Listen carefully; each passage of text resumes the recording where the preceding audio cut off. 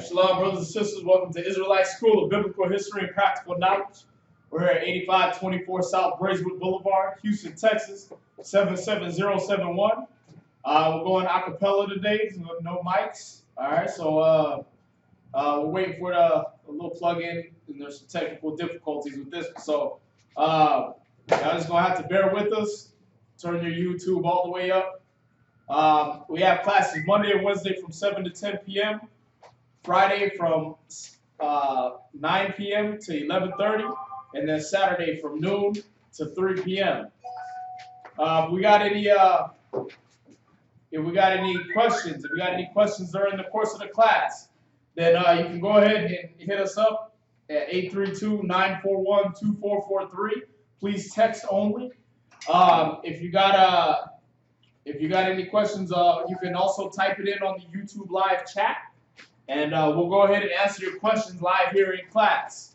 Hopefully you guys are able to hear me on there. Okay, you guys are able to hear me on there, so that's good. All right. If you got any donations that you want to give, cars, clothes, canned goods, anything that will help the educational process of your people, like office supplies, encyclopedias, old dictionaries, Ben Yehudi's Hebrew, English dictionaries, Babylon and Timbuktu's, any of those type of books. Those are always welcome here. Zondervan Pictorial Bible dictionaries. Anything y'all want to give and donate to help the educational process of your people, you can go ahead and hit us up at the email at hiddentruth12@gmail.com. That's hiddentruth12@gmail.com. All right. If you got any monetary donations that you want to give, I can give you the Wells Fargo account. It's under Israelite School of Biblical History and Practical Knowledge. It's 101-580-6167. All right, that's 101-580-6167. And that's the account to donate if you want to drop any monetary donations into the Wells Fargo account. And we appreciate all those that have given so far and that continue to give. It's much appreciated.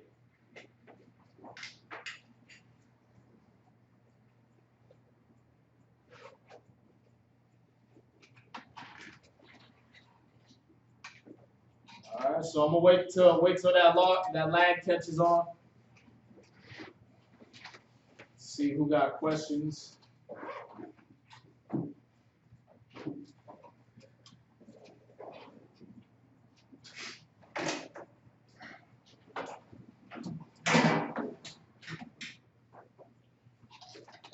Do any of y'all got questions in class over any topic?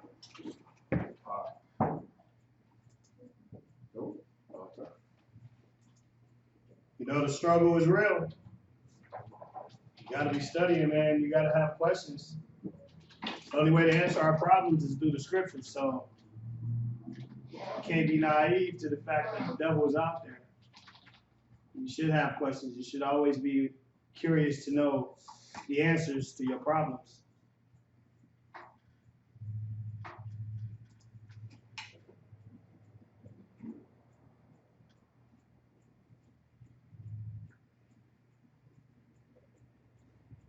Hey, tell them we still got to check out that White It Out documentary, man. I still got to watch it. All right, so without further ado, we're going to go right into the class. Brother Lachama is going to go over the scripture. Priest Lachama is going to go over, don't forget where you came from. All right? About brothers and sisters who get things, they come up a little bit in the world, and they basically forget how they got there. But the Most High and the education they got from the scriptures and from brothers and sisters and from being around the brotherhood and the unity, that's what actually got them what they have. They didn't make that on their own. But I'm going to let you take it over, sir. Shalom, brothers and sisters. Shalom. So, like Priest S.O.W was so elegantly putting this topic together, you got to see Israel's number one problem is every time they get something, they go back until a Gentile mind state. Because when you study, when you read in the scriptures, that's what the Gentiles did. The Gentiles kept finding new ways to think outside of the box. When you were going through your situations, you was going through your problems, you was praying to the Most High.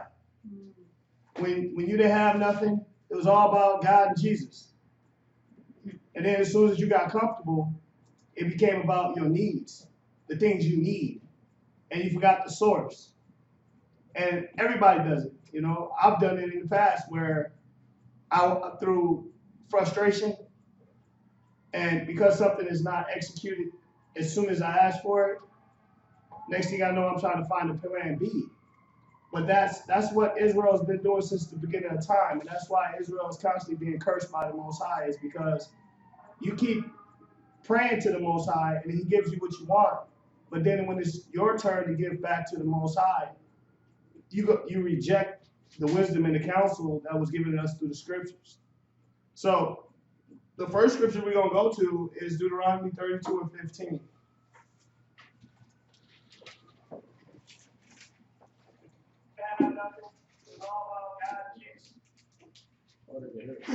Deuteronomy chapter 32 and verse 15. Go ahead. But Jeshurun waxed fat and kicked. So what does it mean to wax fat? Anybody? Yes, sir. Got comfortable. Got comfortable. Wax fat. He started making. Yeah, he was eating. If you notice, that's one of the things Israel always talk about. I ain't eating. I ain't eating, B. Well, I gotta eat. I gotta eat. I'm in these streets. Got these babies. So that's what you go into. You go into, I ain't eating. But then when the Most High lets you eat, it say you wax fat and then you just kick it. You might have been a brother and sister that used to do garments. You're the brother and sister that was in class on time. You're the brother and sister that was here to do flyers. Because your situation was dire in the world. So you was crying out to the Most High. But as soon as he took the foot off your neck, first thing you did was get comfortable. But we're gonna find through the scriptures, that's not acceptable to the Most High. Because it's not about you performing for men. It's about you performing for the Most High. You're obedient to men and you are servant of men, but you obey the word of the Lord. So read it again. Deuteronomy chapter 32 and verse 15. But Jeshurun waxed fat and kicked. Thou art waxen fat. Thou art grown thick. God damn. Yeah, I remember brothers and sisters were slim. A couple years into the truth, you get thick. Eating good. You go see some of your family members, they bone dry. Souls is thirsty. Most High give you special attention. He made it so your soul is not thirsty. And what you do with it, that's between you and the Most High. Your gifts, your talents, these stories we go over in the scriptures, you've heard about where the Most High have given people talents.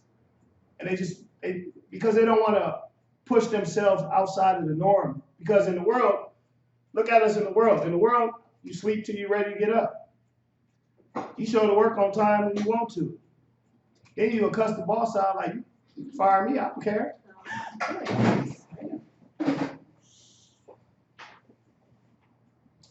Serious. But as we go through these scriptures, man, you're going to see that that's where Israel's always fallen. They fell off because the Most High would put us where we asked to be. And then as soon as you got there, you forgot about who put you there. You look at a lot of these people in the music industry, in sports industries, these actors, you know, they call themselves starving artists. And as soon as they get a couple bucks, the first thing they do is they never go back to where they came from.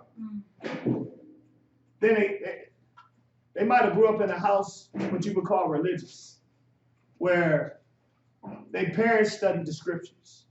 And as soon as they got out of their parents' house, they ran off and started doing their own thing. It wasn't a Passover no more. It wasn't no Feast of Unleavened Bread no more, but they may have grew up with that. They start running off from their morals and their values. And they start falling further from the Most High because they get invited to house parties and social events. So we're going to go through the scriptures and show you what happens to Israel and how the Most High deals with Israel like this. So where you at again? Deuteronomy chapter 38 and verse 15. Go ahead. But Jeshurun waxed fat and kicked. Thou art waxen fat. Thou art grown thick. Thou art covered with fatness. Then he forsook the Most High, which made him. He did what? He forsook the Most High, Read. which made him. See, you forget that you didn't make yourself. That little job you got that you really don't think is all that was given to you by the Most High. So you should appreciate it, because the scripture says, how can he give you something great when you can't handle the small things? You want to be CEO, but you can't make it to work on time. And then when you get confronted about being late, you want to go at the boss like, nigga, this is optional for me, when really it's not. You want to show up to the class late like this is optional for me. But 6 months back, you was complaining and crying. You was in your room with tears in your eyes. Your soul was thin. You wasn't eating. The Most High started feeding your soul and feeding you financially. You got comfortable. You got you a car, got you a couple outfits. You know what I'm saying? You might have met a little homie at your job, and you forgot that the Most High gave you that. Read. And lightly esteemed the rock of his salvation. Yeah, you just blew him off. You forgot your salvation is connected to the Most High. That job ain't your salvation. That job is not your salvation. Your career is not your salvation. You know what's sad is it's like the more money Israel makes, the less they care about the Most High. They'll act like it. They'll go to church, pull up in their little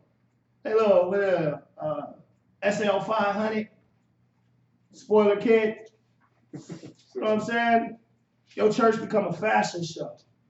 And then when the Most High gives you the word, you try to bring that same spirit here. You seen the world, you seen the churches was lying to you. You seen that there ain't no comfort in the world. So you finally connect to a body that's teaching the truth. And the first thing you do is make it like I said, you lightly esteem it. When it's time to put in work, you start looking at other options. Man, listen, but 6 months ago, you was crying to the Most High, I need a way out of this. It may not have been a financial slavery, it could have been a spiritual slavery, a mental slavery. But instead of you realizing the Most High showing you a way out, you get to a certain point, and then you start thinking you did this. But the Most High did this. Read verse 16. Verse 16. They provoked him to jealousy with strange gods. Strange gods. Now your job more important. Your boo more important. The little carnal things you got is more important. You think because you make it, I make 5 G's a month. That's why I ain't been to class. But look at your spirit. That's a strange God to the Most High. Because the Most High put you in that position so you could help the body. Not so you can run off and never come to class till you lose it. Then you pop back up with the war stories. Most High real. Most High real, B. You know what I'm saying? I was out there. I know. And the Most High take his foot off your neck, you disappear again. Read. With abominations provoked they him to anger. And that's what ends up happening is if you can't understand why your life is never on course, it's because the Most High is a jealous God. So when you give other things your power, when you give your thought to a different power, is that saying you ain't supposed to pay a light bill? That's not what it's saying. It's saying that your focus is supposed to be towards the Most High while you're paying your light bill. Like the Most High said, how you gonna build your house and the Most High's house lay waste? How you gonna focus on your priority? Hey, this is more important than this, but you got this because of this. The Most High took time out of his schedule to deal with you because your prayers were heard. So as we go through these scriptures, you got to really take into consideration, are you forgetting where you come from? Because you got a couple bucks now. A lot of us was garbage. I know in the world I was garbage. I didn't have no thought of no other people. I didn't care about how you felt. If you weren't a part of my social circle, you was non-existent. And now we're coming into a body where it's supposed to be opposite. Not I blame you for my shortcomings so I can remove some of the blows off of myself. That's not how we operate here. That's not the body of Christ. It's not I got thousands in my pocket, but you can't pay your phone bill, but we're supposed to be a family. I just look at you like, hey, yeah, when you can pay it, you pay it. What is that little $60 gonna do to your 1,000? Because we're supposed to be storing up treasures in heaven, where moth and corrupt, and it says where moth and rust doeth not corrupt. This stuff here, you drop the cell phone, the whole screen goes. But you help that brother or that sister, and you can win that. So you got to remember that, man. You got to see the curses and the issues that Israel had in the scriptures, where it was all about getting them. Then once they got them, they forgot the Creator, the statutes, the laws, the commandments. And we're going to go through a couple scriptures, definitely, so you can see that there's a difference between the thought process of a righteous man and woman and the thought process of a wicked man or woman. And you gotta see, man. You gotta, at some point, you gotta transition. Okay. Give me Deuteronomy chapter 4, verse 9.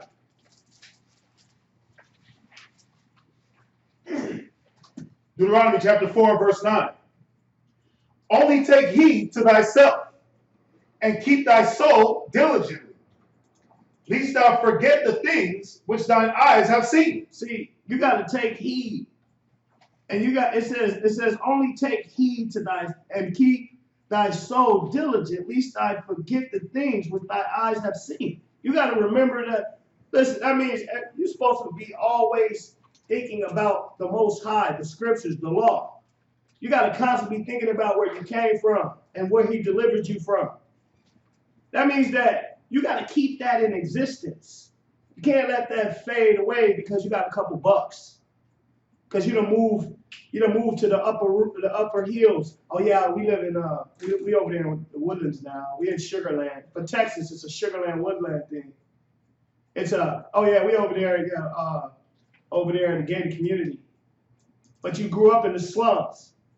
You grew up where brothers and sisters helped you make it out, so that you could help them. But all you did was use them as a stepping stool. And now you won't even consider them when it comes to things that will help your soul. It said charity edify. But you're supposed to be giving. You're supposed to keep your mind on these statutes and these commandments. That way you don't forget where you came from. Read. Lest thou forget the things which thine eyes have seen, and lest they depart from thy heart all the days of thy life. But teach them thy sons and thy sons' sons. See, a lot of times you forget because you don't want to remember. You don't want to you think because you got this money, you don't want your kids to have to go through what you went through. But that's what built you. That struggle built you. You think you're saving them from something when all you're doing is spoiling. You think if a rich man died and left his inheritance, you think his son's going to appreciate it the same way? He didn't build that. That was given to him.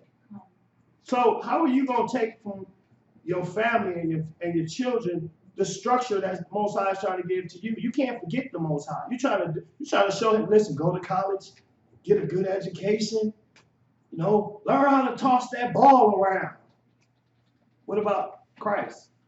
What about the law? So when he go to college, he just get attacked by white women and pork.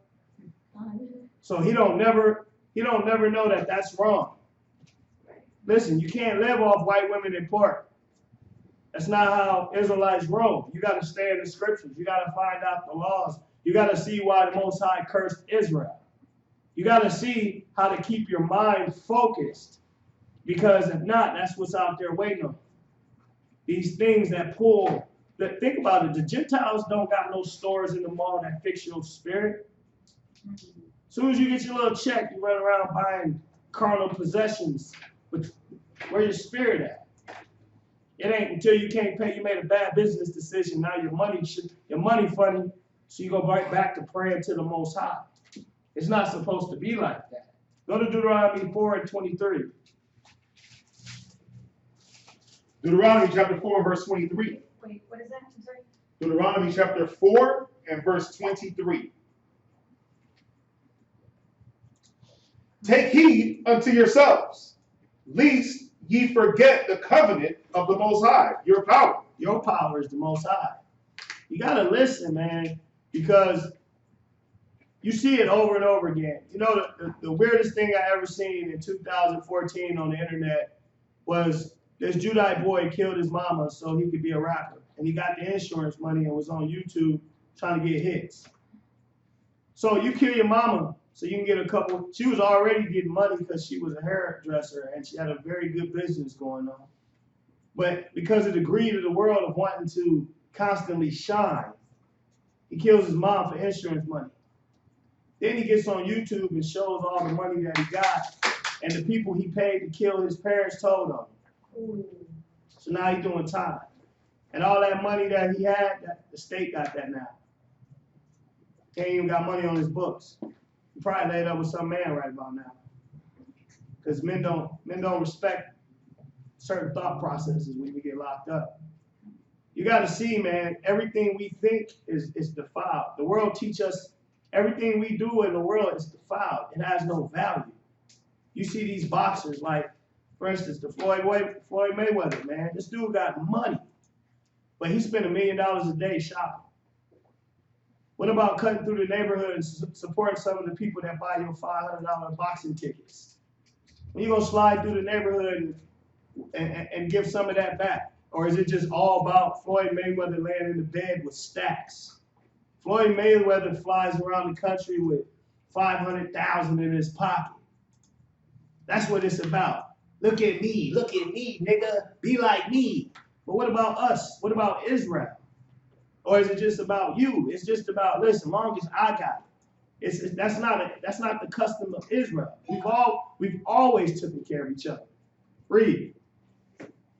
Tell them where you at. Deuteronomy chapter 4 verse 23. Read. Take heed unto yourselves, lest ye forget the covenant of the Lord your power, which he made with you, and make you a graven image, or the likeness of anything, which the Lord thy God hath forbidden me. See, we're not supposed, these graven images ain't just little statues that you hide under your bed. When you start putting power in these other things, they become your own personal little deities. When you give it a moment, when your job is more important than the word, you gotta reevaluate your power. You gotta reevaluate what you consider to be important, because the Most High, he gonna judge you off that. When you think, listen, you really think voting is gonna do something for us when we ain't never got nothing? Voting ain't never done nothing for us. So why would you vote when the Most High already showed you that this is a wicked kingdom? Right. Because you live in a certain neighborhood, so you want to look politically correct. You want to walk around and look a certain way, when you should be looking a certain way to the Most High. Your focus, your energy should be towards the Most High. Y'all got any questions so far? You got any questions?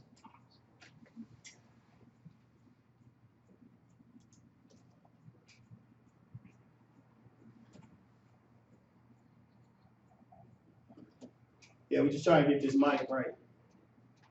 But like I said, I'm going to read it again for you. It says, take heed unto yourselves, lest ye forget the covenant of the Lord, your power, which he made with you, and make you a graven image, or the likeness of anything which the Lord thy God has forbidden thee. See, we can't be looking at, there should never be a plan B with Israel. Our plan should be the scriptures. It shouldn't be, well, if the scripture thing don't work, then I can always, I got my degree, I can go back to being what I was in the world.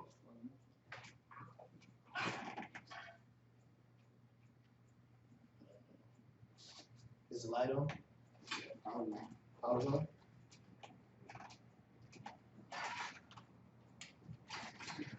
Funny. I need to do well. Oh, so you keep working while he's talking. Yeah, I need to do.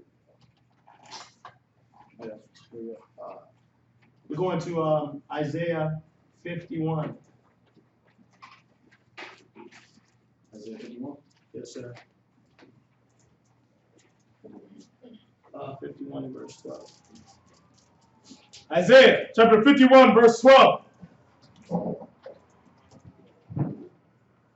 Get a con when you got it. Isaiah 51, verse 12. I, even I, am he that comforteth you. Who art thou, that thou shouldest be afraid of a man that shall die, and of the Son of Man which shall be made as grass? See, you can't, the Most High comfort us.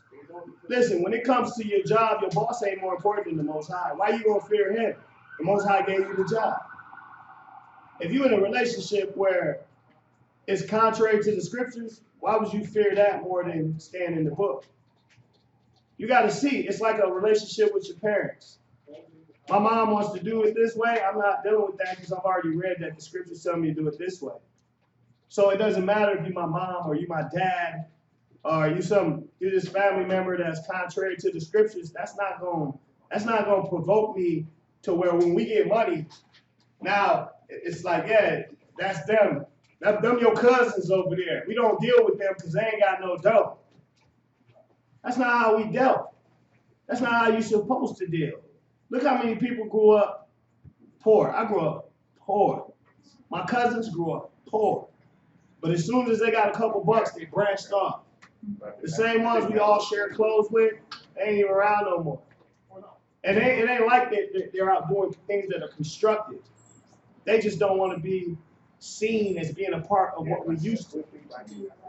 And that's not right. You got to see that we as Israelites, we have to remember where we came from. Read. Verse 12, verse 13. And forgettest the Lord thy Maker, that has stretched forth the heavens, and laid the foundations of the earth, and has feared continually every day because of the fury of the oppressor, as if he were ready to destroy. And where is the fury of the oppressor? See, everybody in the world, every element in the world is against us. Everybody wants to destroy Israel because they know that once we come into power, their kingdom is over with. So you got to really look at your power source. You got to look at and see that the Most High is protecting us from our oppressors. As soon as you get a couple dollars, you move right next door to the oppressor. Then you try to perform for the oppressor. The white man don't care about you and your little money. You got these niggas with money trying to be upscale people instead of understanding that you'll never be where the white man is. You're just a nigga with money. Right.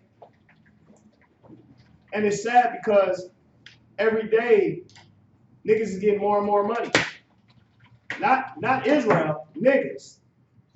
Black devils. They get more and more money, and instead of them realizing that they can be the way out for somebody else, they become more and more selfish. And then they try to be friends with the oppressor. It went from, I was just watching a movie where Judah was so strong in their poverty because you could go next door and get a bag of sugar. If you didn't have something, you could borrow a couple bucks from the person next door to you. Because we had black communities. We had Spanish communities. That's why they went to the neighborhood and gave a person a voucher for a new house in the suburb somewhere. So they could break up that infrastructure of being able to borrow from the man next to you. To where now, all you do is pull up in your garage and shut it and become an invert. To where now the people that don't have can't go next door and get nothing because ain't nobody there. You got these 15-year-old girls living in apartment complexes that don't know the concept of sharing. Because why? Big Mama ain't there no more. She done had a baby, so she's considered grown now. And then what happens is, because you choose to wax, fat, and kick and not take time to educate the young ones, they lost. They have nothing to look forward to except death. And then you blame it on them when you the one with the money. You the one with the opportunities. Just think what $1 million could do in a neighborhood that doesn't have a recreational center. Right. Then everything you give is a tax write-off. So it ain't like you just give it. Right. You get it back. But see, Israel, as we go through these scriptures, we're going to see this is the characteristics of niggas. This is how they roll. They don't have no concept of people. They don't care about anybody outside of themselves. Give me 1 Kings chapter 2 and verse 1.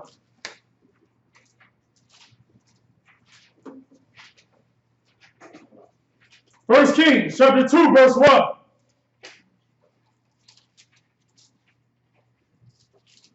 He'll read to 4.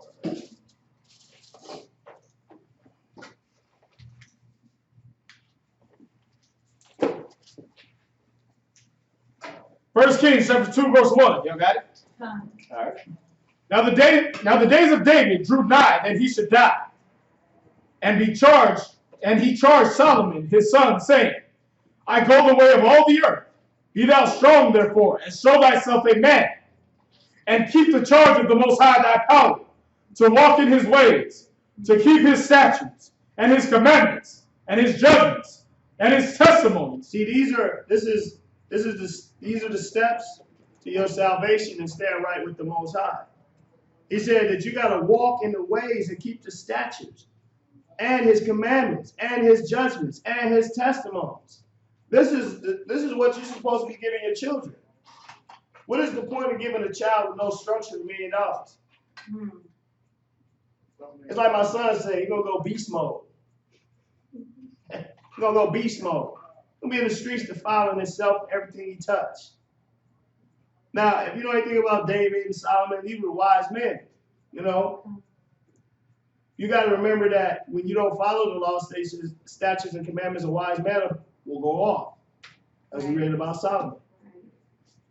So you got to take into consideration your mind, the things you muse on. You got to consider that, and then you got to go back to the scriptures and filter your thought process and determine if you're right. Is it right for you to get money and then forget where you come from? Is it right for you because you got it and somebody else don't, that you're able to judge them? You know, the saddest thing I've seen is somebody mom died and this nigga got money, so now he think he can judge everybody else because he got dough. You didn't earn that.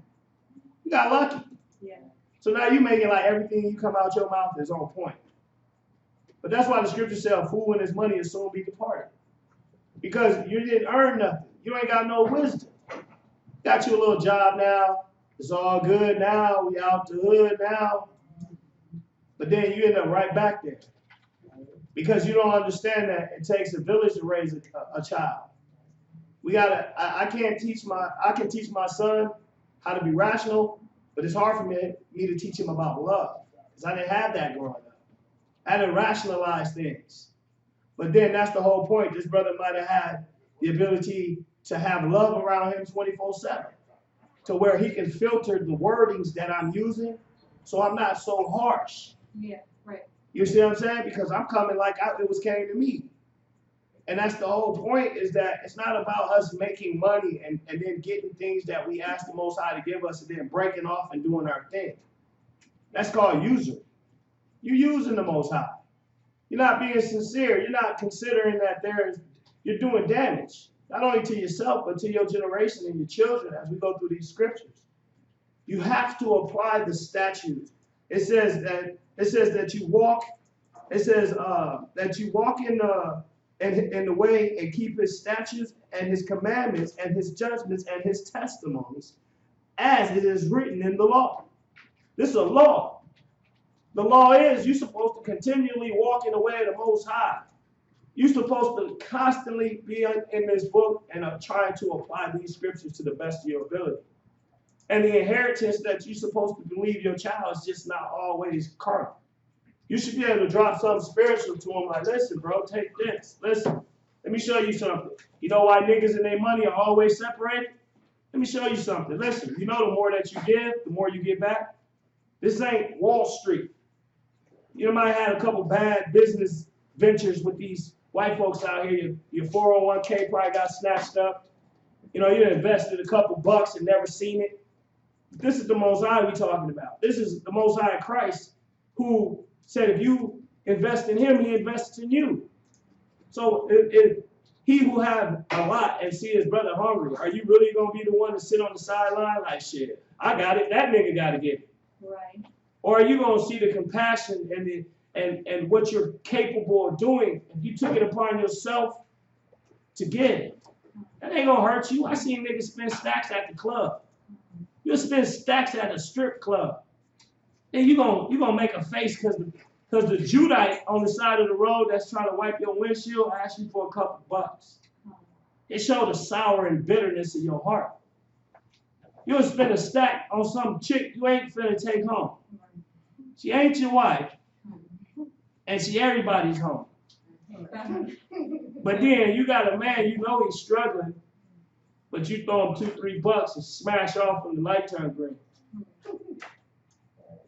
You got to think about these things. You got a child out in the world trying to get it how he can, the best way he can, without robbing, stealing, and killing.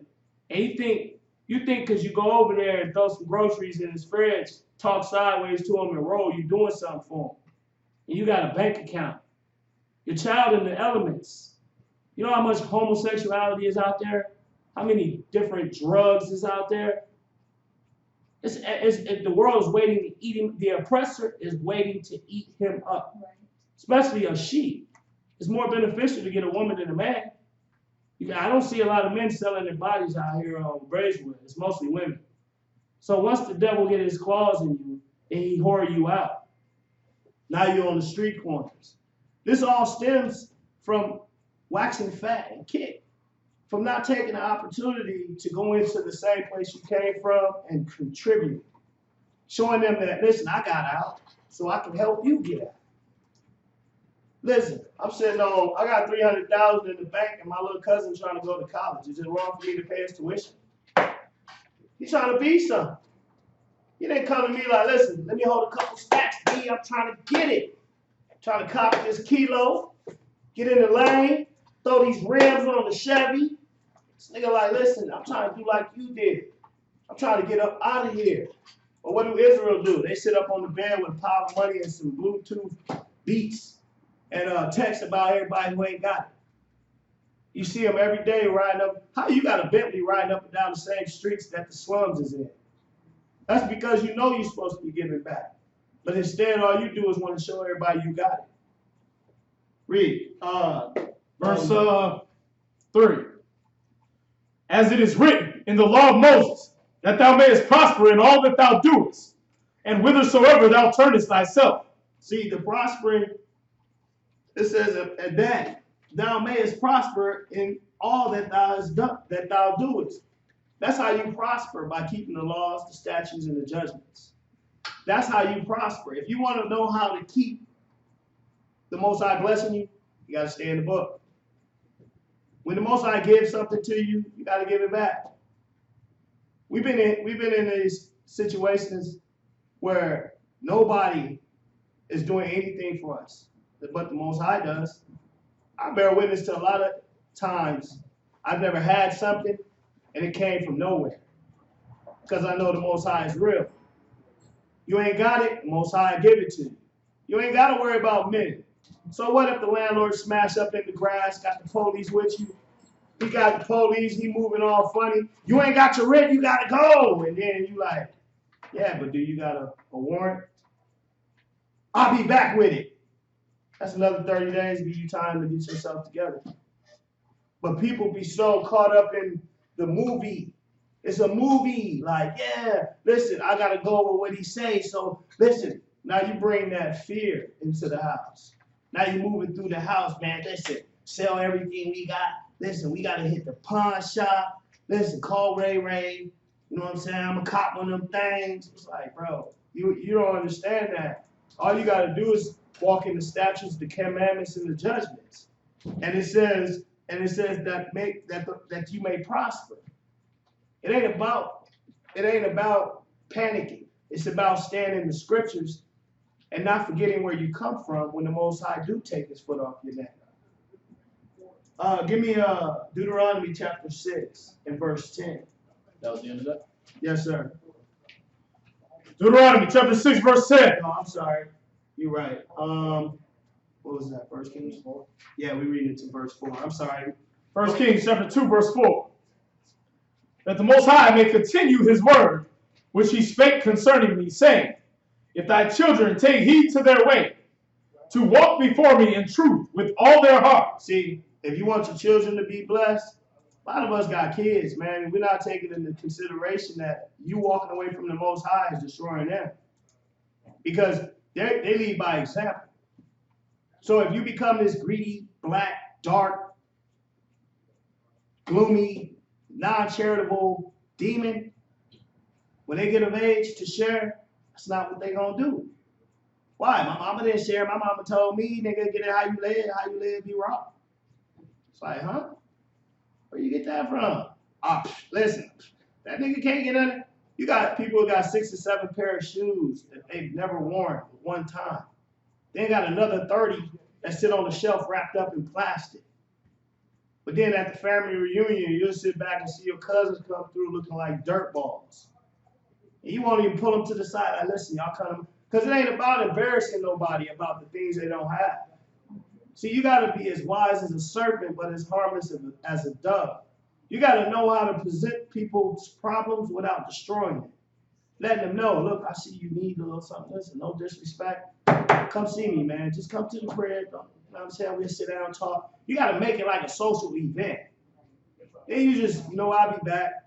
Go to your closet and snack. You got clothes you don't even wear no more. Half y'all can't even fit last year's selection. Because you wax fat and kid.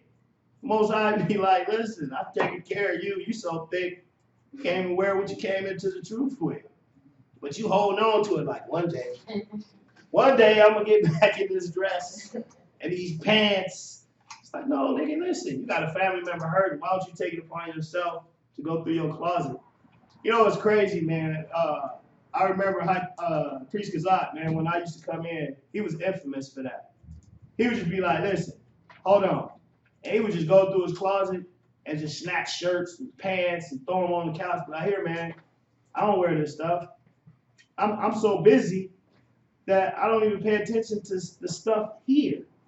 And brothers would go through it because we were going through the transition of the world. You can't have no pride to think like, oh, yeah, I'm better than that. Nigga, I ain't hurting. Well, you're going to be. Because there's a filtering process where the Most High gets rid of the old thought process. And that right there was an example of charity, something you were supposed to pick up. But because you looked at it like you was this, nigga, I ain't no charity case. You saw the negative instead of the positive. That way, if you seen the positive, when you got where you waxed fat, you would know instantly. Let me go in my closet and snatch out some shirts and pants, bring them to class, because we got brothers and sisters coming off the streets. They shouldn't have to ask. You should be watching. Damn, brother's shoes got bad. How can I slide them to him without offending him? You got that 1 John 3:17 in there? No, sir.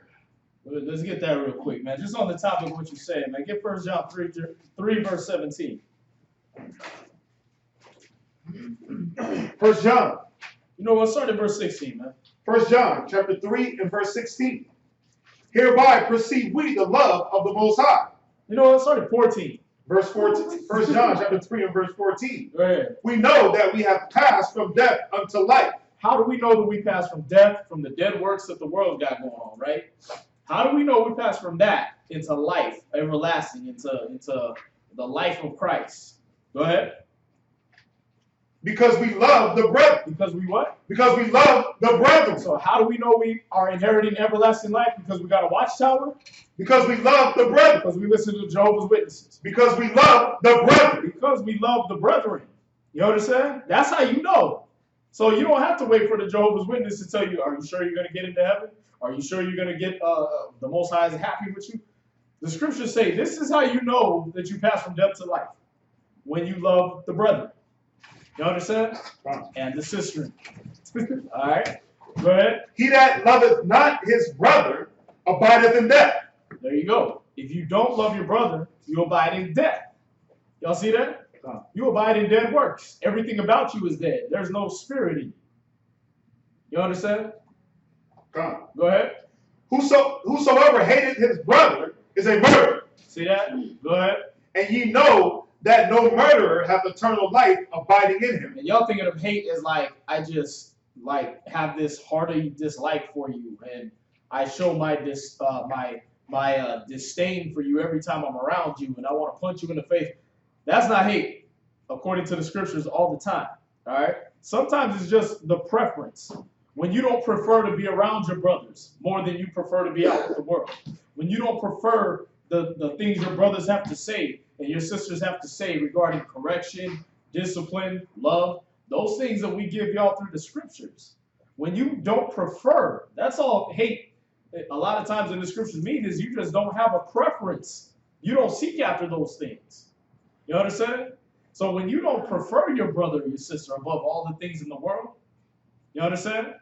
Obviously not above Christ and the Most High and all that.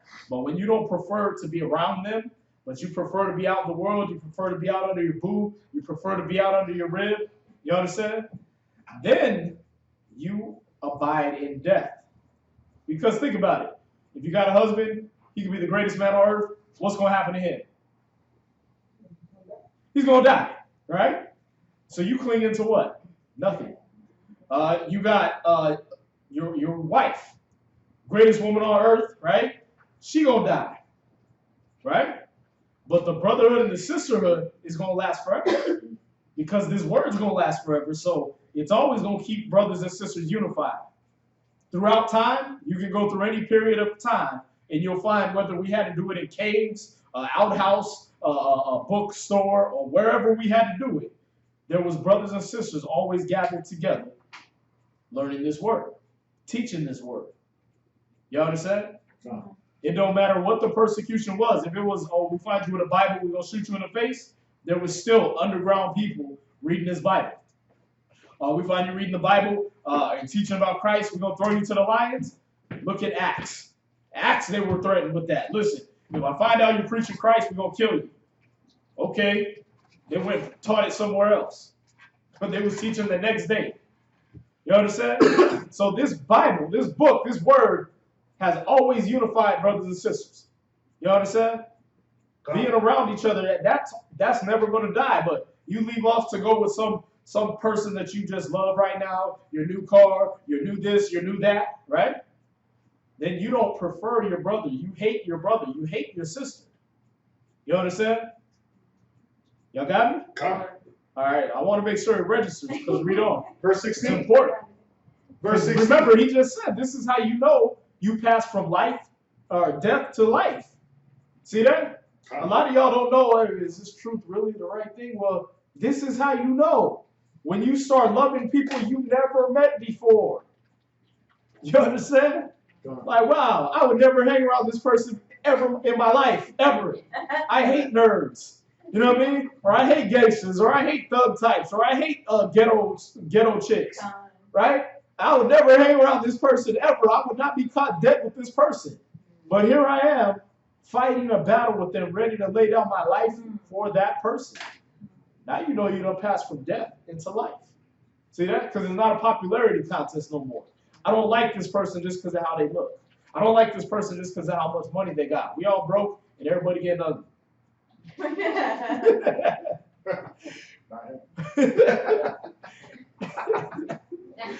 see that? But we all got problems, right?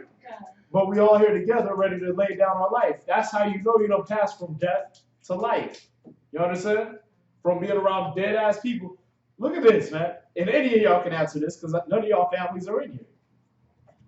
How many of y'all got family members, blood family, that you pass out the same vagina with, that don't talk to you no more?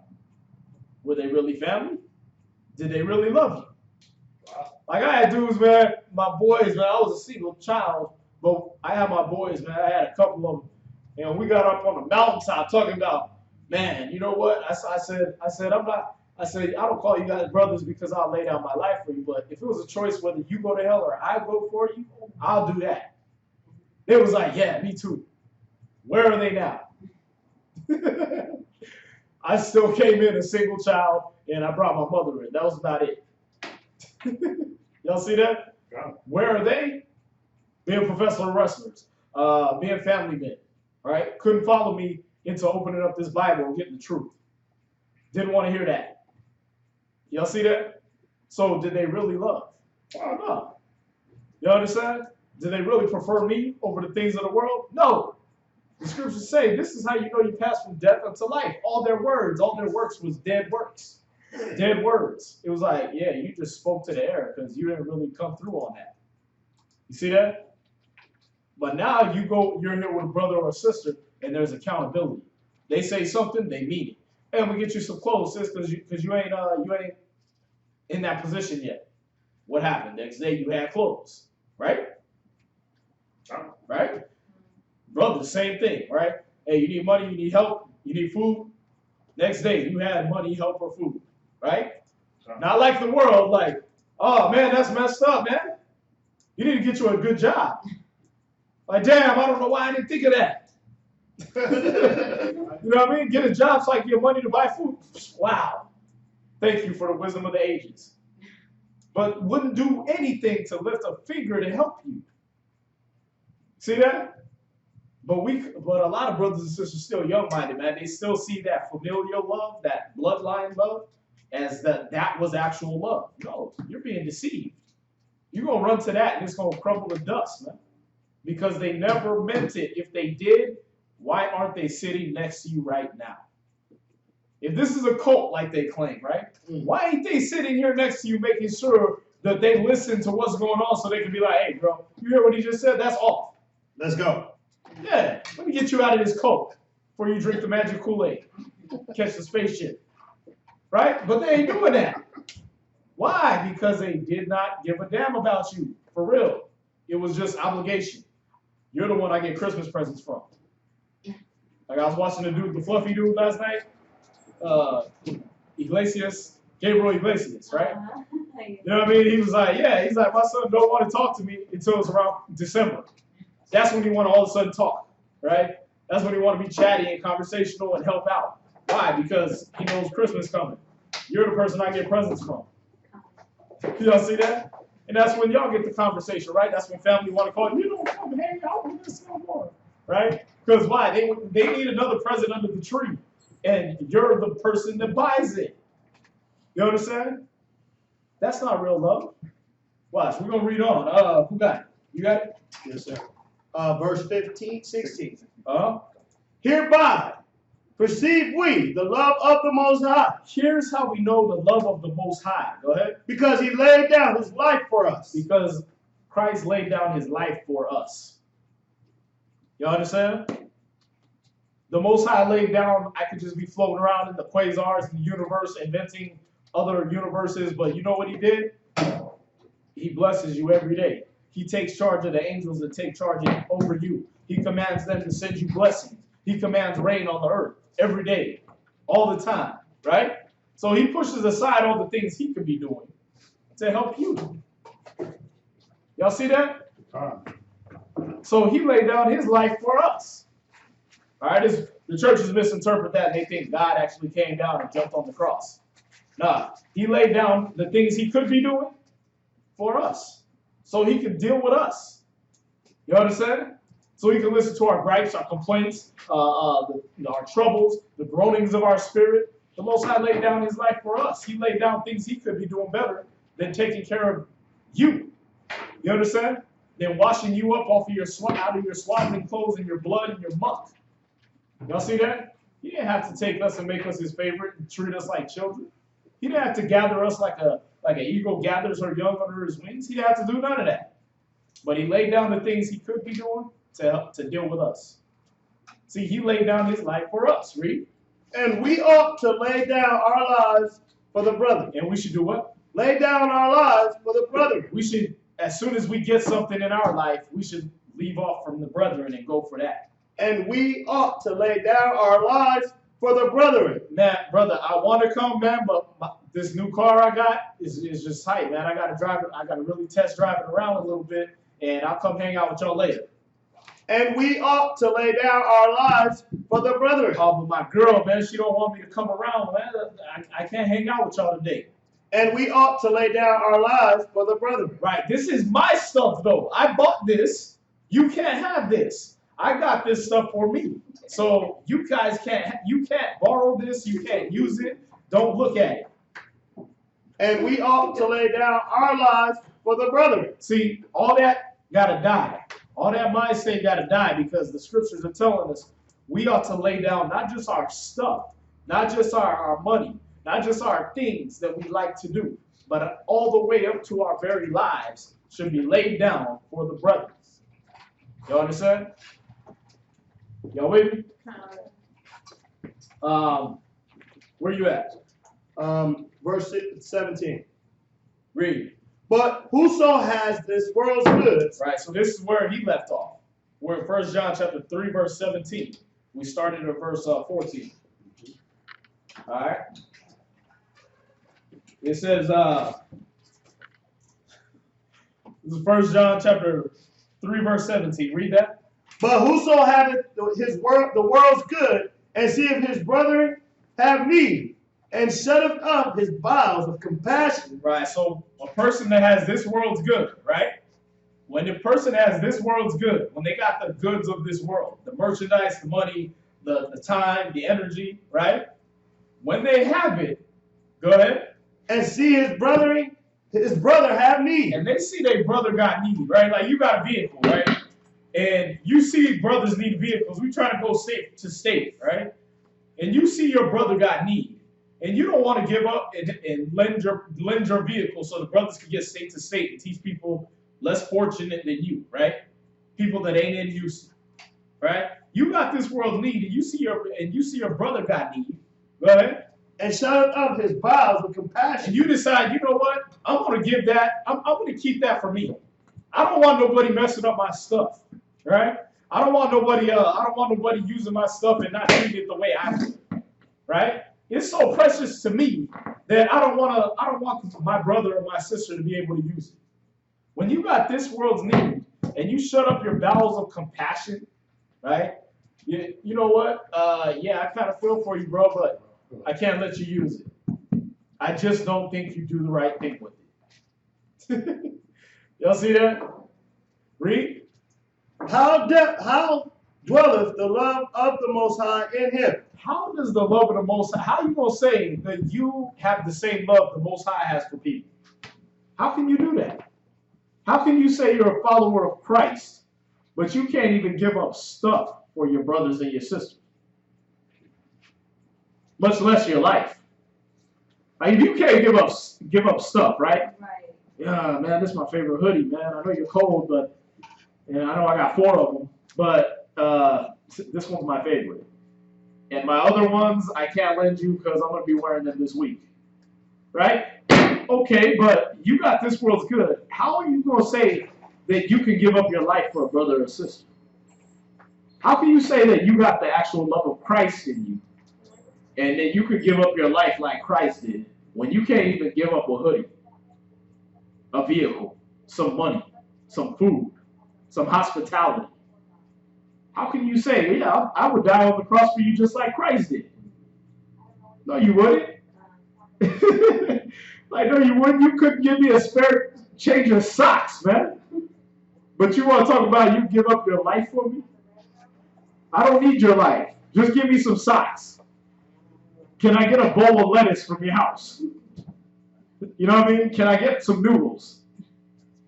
Like, damn, bro, you got a whole pantry, enough to feed 20 people, and I can't get a pack of ramen noodles. You got 4 or 5 cars in your driveway. I can't borrow one so I could go teach brothers in Dallas. Come on, man. How does the love of the Most High dwell in you when you can't even give up things? Y'all see that? See, we gotta let that go, man. See, that was Israel's problem when he was reading the Deuteronomy. Was that we got all this stuff, we got all these things, and we had sheep everywhere, and goats everywhere, and flocks everywhere. And we were just like, shoot, I got so many sheep, I could kill one if I decide to go sleep with my neighbor's wife. I just cover my sins up with that. What about the love of your brother? Like, would you want somebody to sleep with your wife? That's why Christ had to say, look, do unto others as you would have them do unto you. Because cats wasn't understanding that. It was like, oh, well, I sacrificed. I gave up a whole sheep.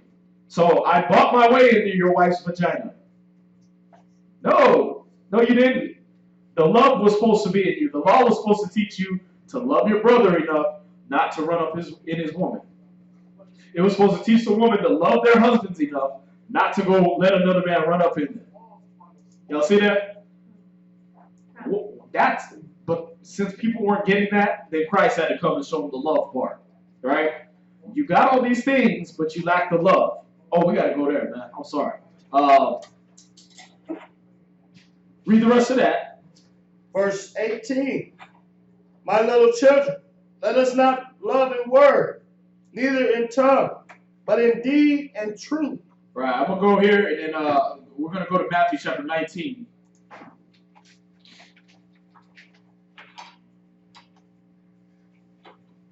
Start at verse 16. So read where you're at again. 1 John chapter 3, verse 18. Uh-huh. My little children, let us not love in word, neither in tongue, but in deed and in truth. Right. See, we can't just love in word and in tongue. Is that where we're at? That's not where we're at. Yeah, I didn't hear the other. I don't know where we are, that's why. No, we were in 1 John Yeah. 3:17. And then we're going to go to Matthew's. But read this. 3:17. Oh, no, you finished that. 3:7. You finished that. Okay, go to Matthew 19 and verse 16. Matthew 19 and 16. And behold, one came and said unto him, Good master, what good thing shall I do that I may have eternal life? Right, so this man came up to Christ. He said, what good thing should I do to get eternal life? Right? This is what rich people do, man. People with a lot of money, they always think there's just something they can do, like some quick trick, fast way. You know what I mean? That I can do. I just pay somebody off and I'll get in. I call it microwave salvation. Right, microwave salvation, right? What button do I push so I can get into heaven in 3.25 minutes? Right? Like, which one? Which one's the quick way? Right, go ahead. And he said unto him, Why callest thou me good? So he cut all the BS, right? Why you calling me good, bro? Well, why you come with that? Go ahead. There is none good but one. That is the Most High. Right, there's nobody good but the Most High, bro. That's what you need to follow. So before you come kissing my butt, right? Before you come brown nosing, don't call me good. The Most High is the only one good. You don't even know me. Go ahead. But if thou wilt enter into life, But if you want to enter into life, if you really do want to enter into life, do this. Go ahead. keep the commandments. Keep all the commandments. So that'll help the brother that's texted me also, Trevius. If I'm saying his name right. Travius, right? That'll help your question too. The Most High said, if you want to enter into life, keep the commandments. Why would Christ say that if the commandments were done away with? Y'all see that? If he came to do away with the law, why would he say this? If you want to enter into life, keep the commandments. Read. Verse 18. He said unto him, which Jesus said. Right. So the rich man's like, well, which one? Like, bro, there's 613 laws, statutes, and commandments. You want to know which one to keep? That, like I said, he's trying to shortcut. Which one do I keep? No, all of them. Watch, read. Thou shalt do no more murder. Right. Thou shalt not murder. Okay, don't do that. Go ahead. Thou shalt not commit adultery. Thou shalt not commit adultery. See, he started a list because the rich man was trying to just go right to one that was going to beam him up into heaven. He said, no, don't murder. Don't commit adultery. Go ahead. Thou shalt not steal. Don't steal. Go ahead. Thou shalt not bear false witness. Don't lie on people. Go ahead. Honor thy father and mother. Right. The things Creflo Dollar said not to do, the Big Ten are done away with, is exactly what Christ quoted to the rich man for him to enter into eternal life. The Big Ten Commandments. Wait, what did Creflo Dollar say? He said the Big Ten are done away with.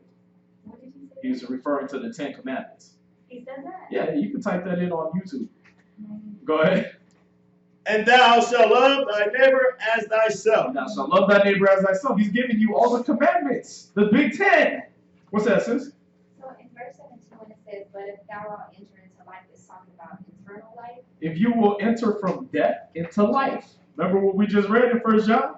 He's explaining how you enter from life into death. These are all things that make the love of the Most High dwell in you. Because you're going to have this world's good, and you're not going to commit adultery. Because you already got yours, right? Or, you know what? I got this world's good, right? The good that the Most High has given me through the scriptures, and I'm not going to even think about going into your woman, or coveting your goods, or hating you. You see that? So you got this world's good. You're not going to hate your brother. You're going to keep the commandments. Commandments are the love. You understand?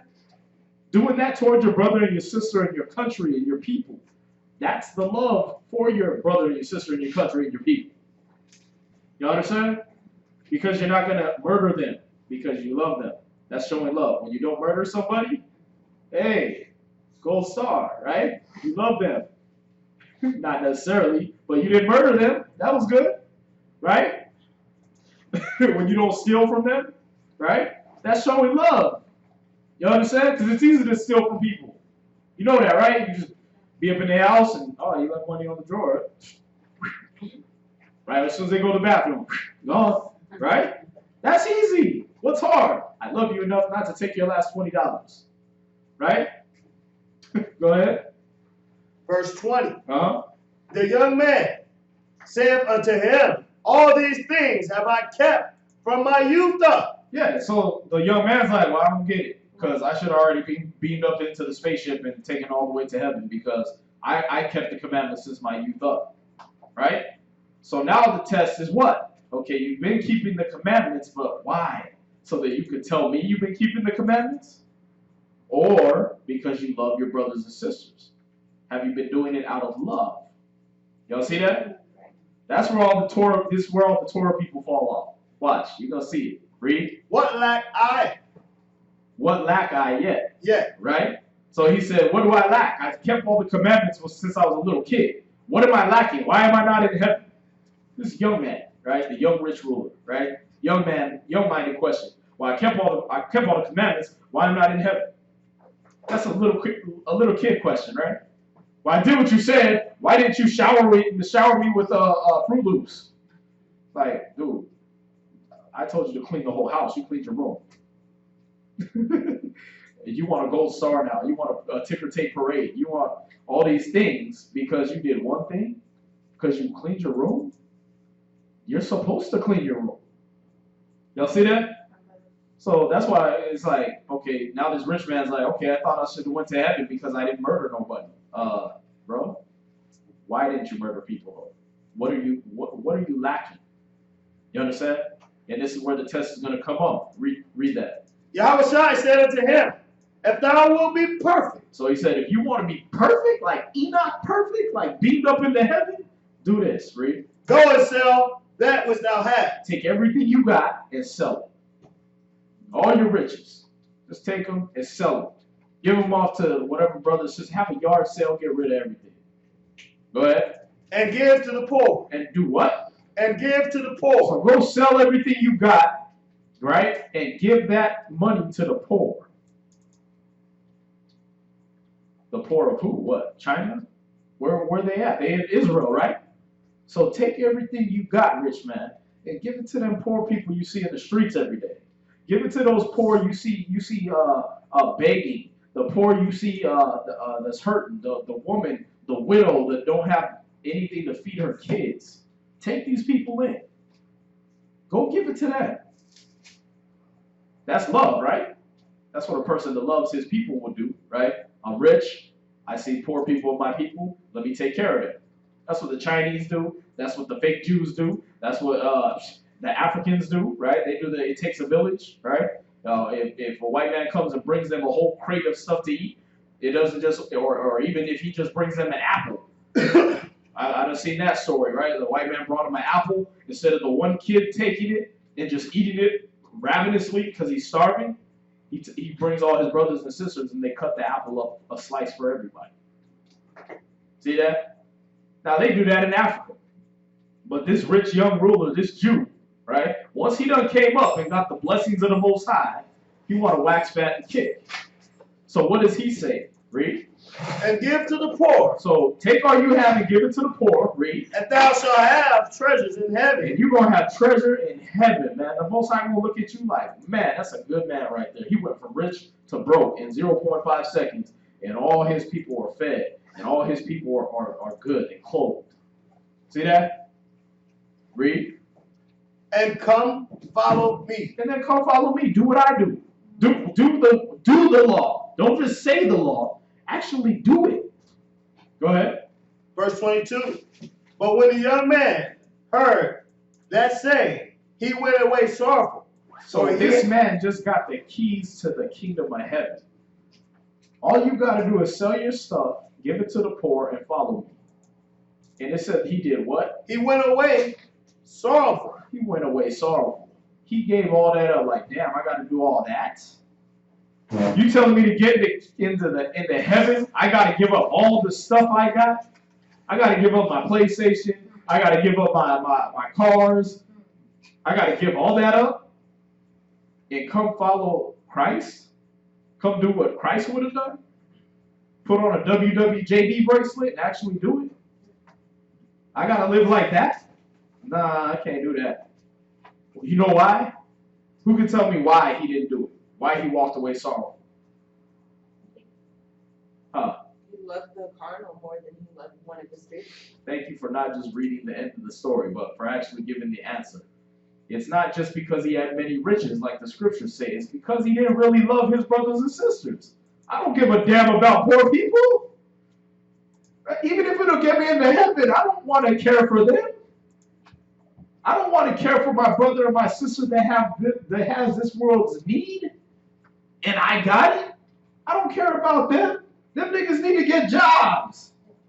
They need to come up. They need to work hard like I did. Even though, remember, we're talking about a rich young ruler, right? So what does that mean?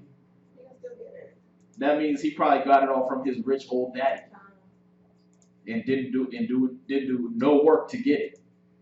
You understand? He might be the rich old ruler that died and went to hell. He might be his son. That one that went up to beg for water from Lazarus. You understand? Might be his son. But this man walked away sorrowful, not just because he had much riches, like the scriptures say, because he did not give a damn about his people enough to take his riches and give it to them. Y'all see that? To take this world's good that he had at hand with him and give it to them. Y'all see that? Hopefully this is convicting a lot of people, man. Y'all understand? Because the thing is when you got it and you see your brother needs it and you don't give it, well, you're going to see. Read on. For he had great possessions. See, he had great possessions. Go ahead. Verse 23. Then said Yahushua unto his disciples, Verily I say unto you, that a rich man shall hardly enter into the kingdom of heaven. See that? If you got it and you see your brother don't, then that's a problem. Y'all should have equal. Why? Because if you got more than your brothers and your sisters, man, it's going to be hard for you to enter into the kingdom of heaven. Because that means you never extended a hand to help them. There's going to be somebody at the gate judging you saying, you know what? You never did it unto the least of these, my brother. You understand? You never wanted to give. You always were worried about your stuff and if it's going to get taken care of. Don't you know Job lost everything? Lost family, lost everything for the Most High's sake. And when he did that and gave it all up and still followed the Most High just gave him back double. Y'all see that? But brothers be like, yeah, man, but they're going to drive my car all messed up, man. Well, okay, what they do? You tell them what to do, you give them the information, you let them know, but if something happens, right? Most High bless you because you bless them.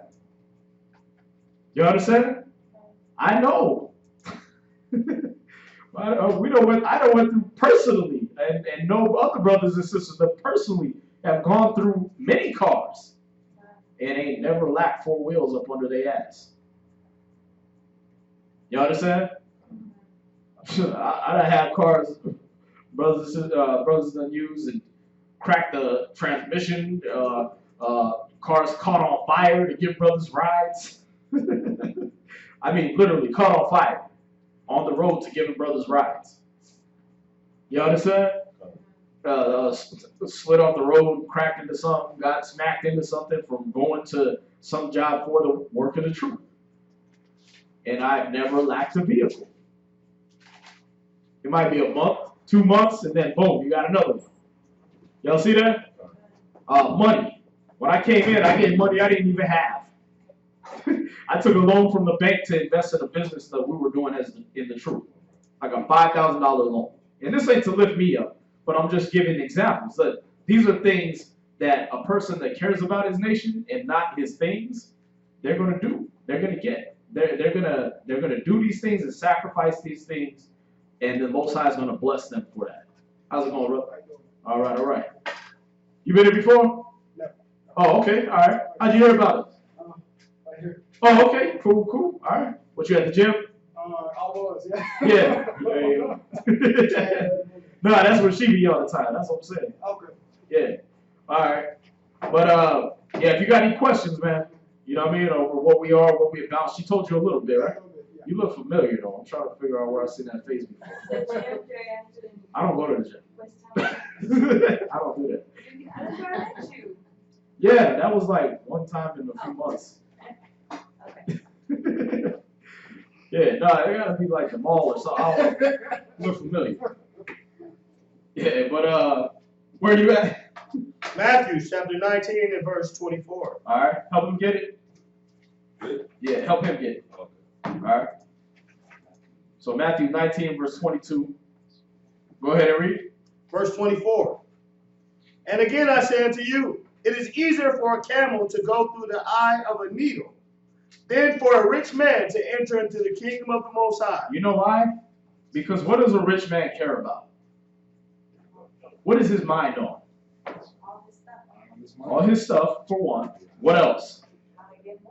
How to get more, right? How to get more stuff, right? And then what else? How to keep it. Kind of like that, yeah. Not losing his stuff. Y'all see that? That's what it's always on. It's on his stuff, how to get more stuff, and please don't let me lose my stuff. And that's the only time you really hear a rich man pray. Please don't let me lose my shit. Right? The stock market go down a couple points. Oh, the Dow's down 0.1%. Oh my God. Where's my gun? Like, really? All right, that's all their mind is on. When is there time to sit there and study the scriptures and gather up knowledge, not only for your own self, but for all those that seek wisdom? When is there time for that? No, I gotta make sure my car is clean, man. I gotta make sure all my money that I dive in my Scrooge McDuck swimming pool bank is all shiny one at a time.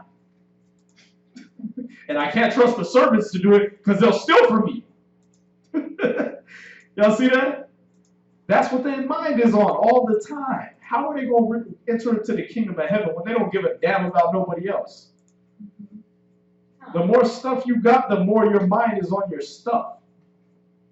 Y'all see that? Unless you're guided by the Most High, and the Most High is the one blessing you. That's when it's different.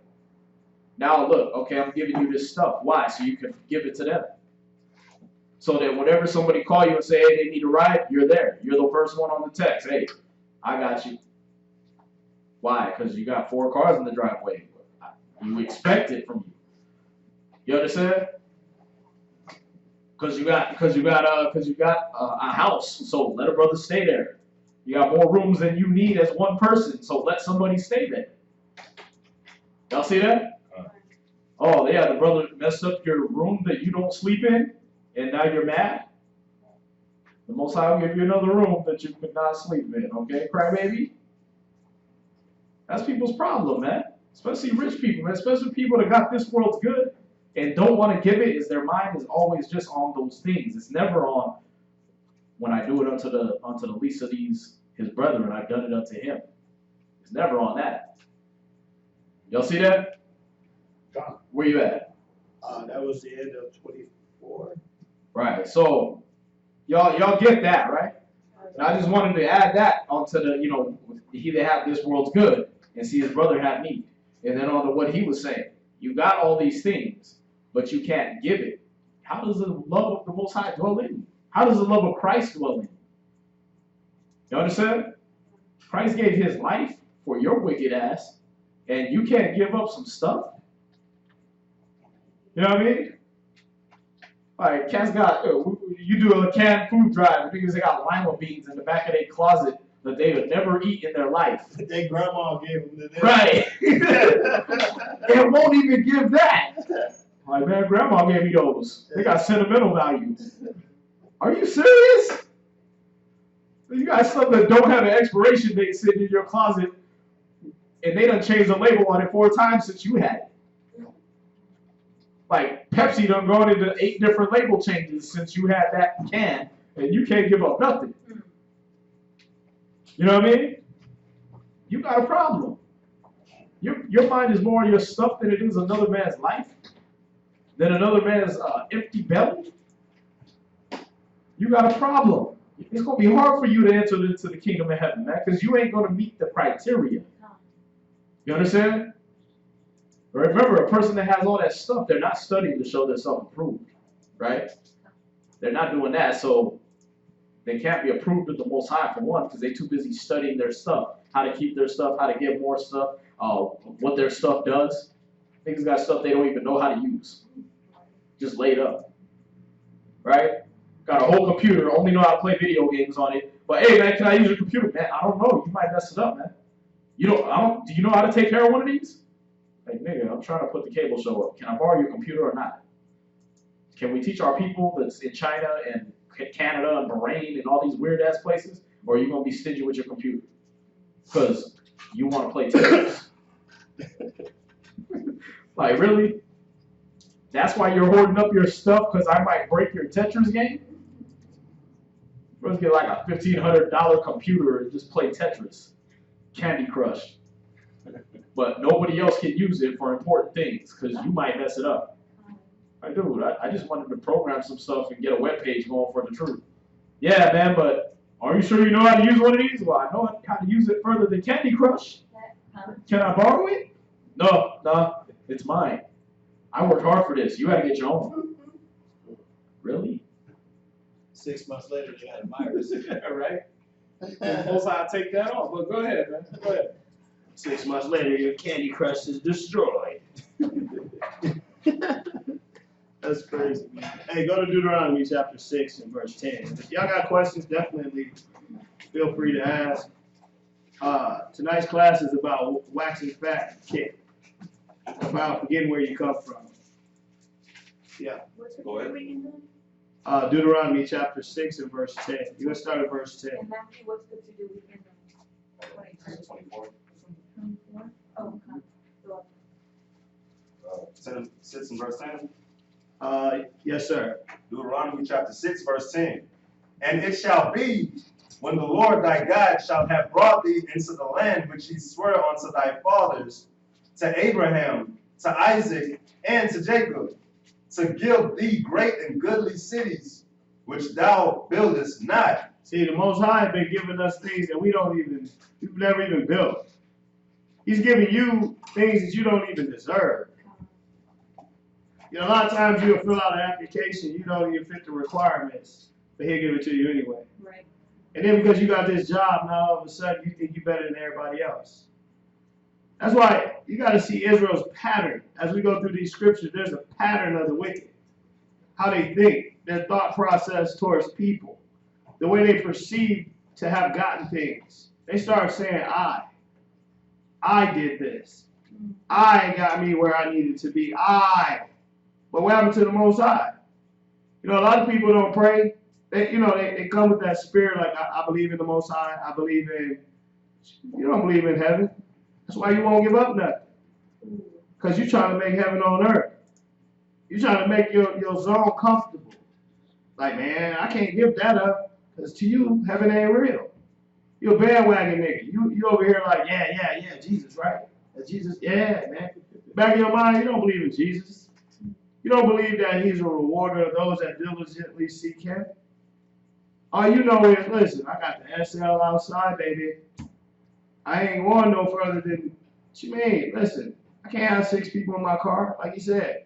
My car only fit 4.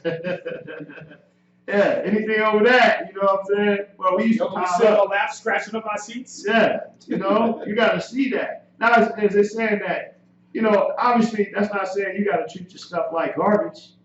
Because I understand, listen, this me, I bought this. Listen, when you use it, make sure you treat it right. I mean, you got to grind mines to be a Viking.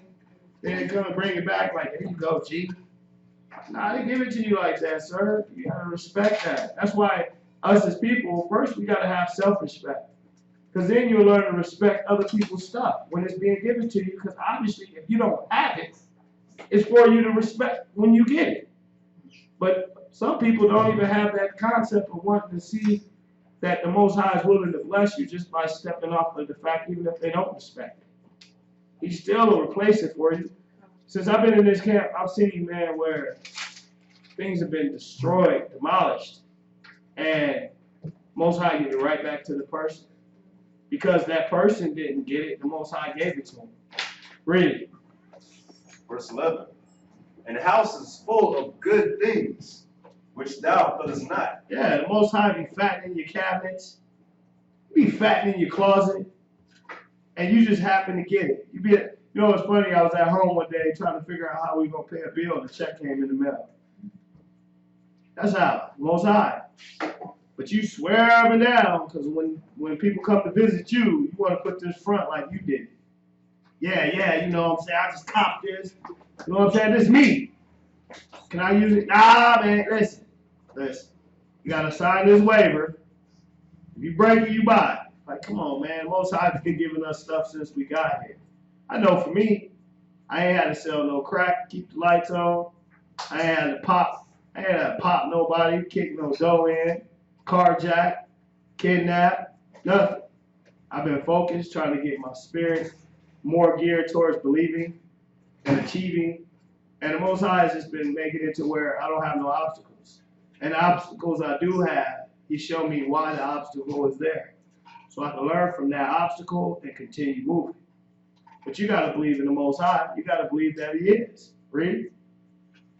Which thou fillest not, and wells digged, which thou diggest not, vineyards and olive trees, which thou plantest not. Most High be feeding you. You know, it's funny, when we got our house, we had a lemon tree and an orange tree. I didn't plant that. I had so many lemons, I was giving them away. Unfortunately, the neighbors stole all my oranges. But I would have gave them away too. Because it's like, listen, they'll grow next year. Why? I didn't plant them. The Most High did. So they come. When you're doing what you're supposed to, you don't got to go around running. All you got to do is believe, man. You believe, and it's funny because it sounds like church when we say that. If you believe, it's real. You believe, you ain't got to hit them streets. Most High gonna test your faith, though. If you real, He gonna believe. If you believe it, He gonna test you. He gonna see, do you really believe, or are you one of them cats that panic? Do you go into nigga mode instead of Hebrew mode?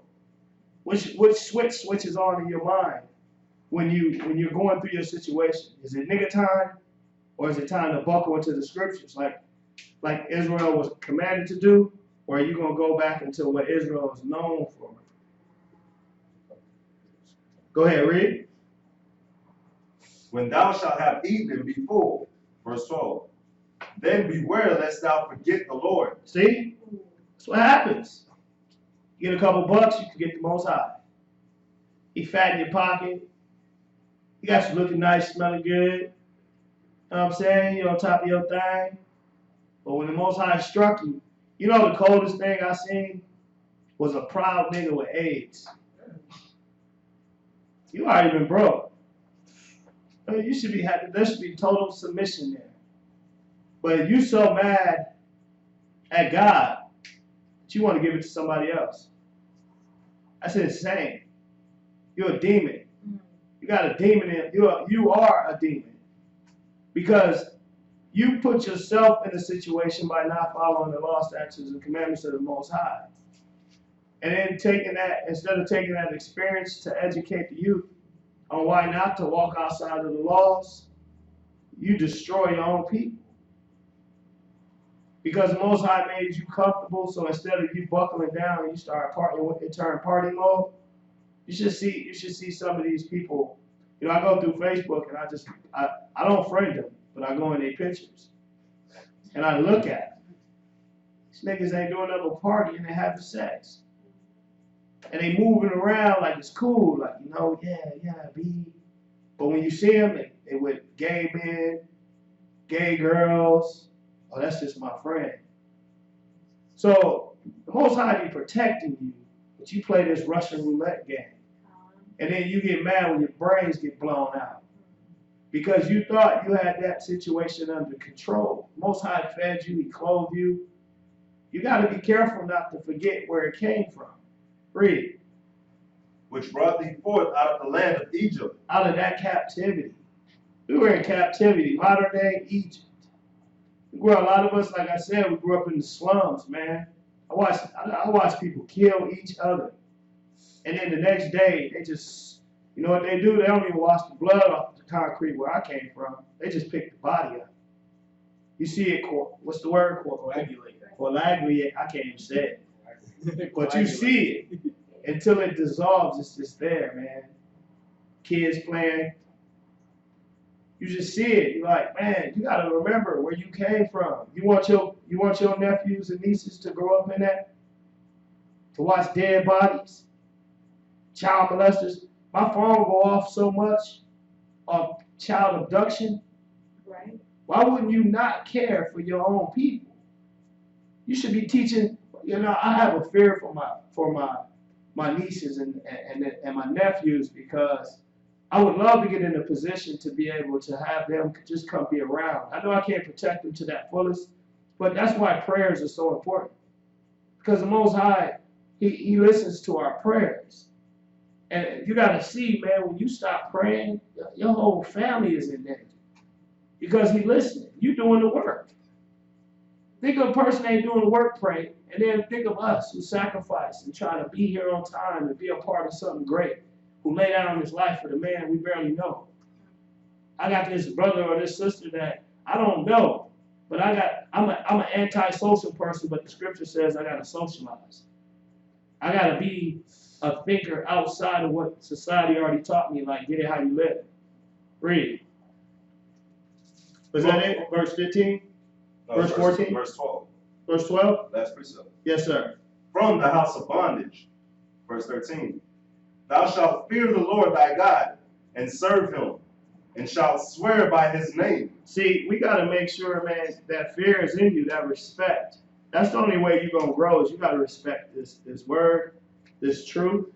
You got to respect. You got to see the pattern that Israel has.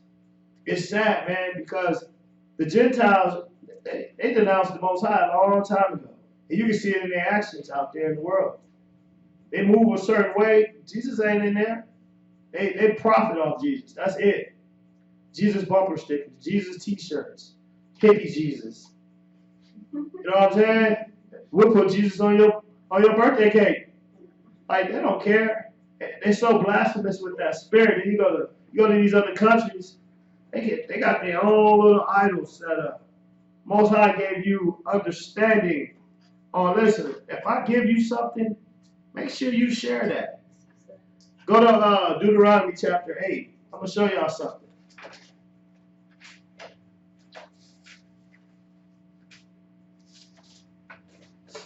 And you're going to start at verse 10. Deuteronomy chapter 8, verse 10.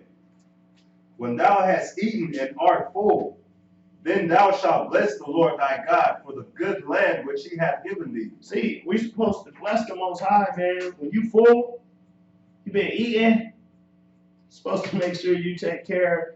How do you, but listen, you really think you're taking a bunch of apples and some money and some clothes and put it in a pile, putting it over there in the corner and put some candles around it like the heathen do? You think you're giving Most High a new sweater? You think that pile of apples is really going to him? How do you give to the Most High? By giving to the person that needs. That's what separates these. When you see them in the world, they got these little statues, all these candles burning. They throw their change up on the idol. They rub it with some red paint. Oh, this is my blood. That's not where we at. We got more wisdom than that. We're supposed to know that. Listen, how do I be Christ-like? Well, Christ took time out of his schedule to die for you. Some people, it's literally a death to them to sit with somebody. They be in their mind like, oh my God, this nigga. Oh, God, sis. You know, it's funny, I can tell when a person got a demon on them because they'll let the demon on the other person jump on them. And then when you check them on it, they look at you like you're the enemy. But wait a minute, just 15 minutes ago, I was your friend. But because you don't have a charitable spirit and understand that that's part of the process. How do you think I looked at you when you were thinking like that? When you were dealing like a ghoul, like a goblin, and I didn't want to deal with you, I'd be like, wow, come on, sis. Let's start from scratch, though. That way we get it right first. However long it takes, let's get it right, because the scripture said a multitude of sins can be forgiven by converting a sinner. So I'm trying to get something off me. So it'll help me to help you. This is a team effort. Like I said in one class, this is the bag race? Where both people got one leg in it? Yeah.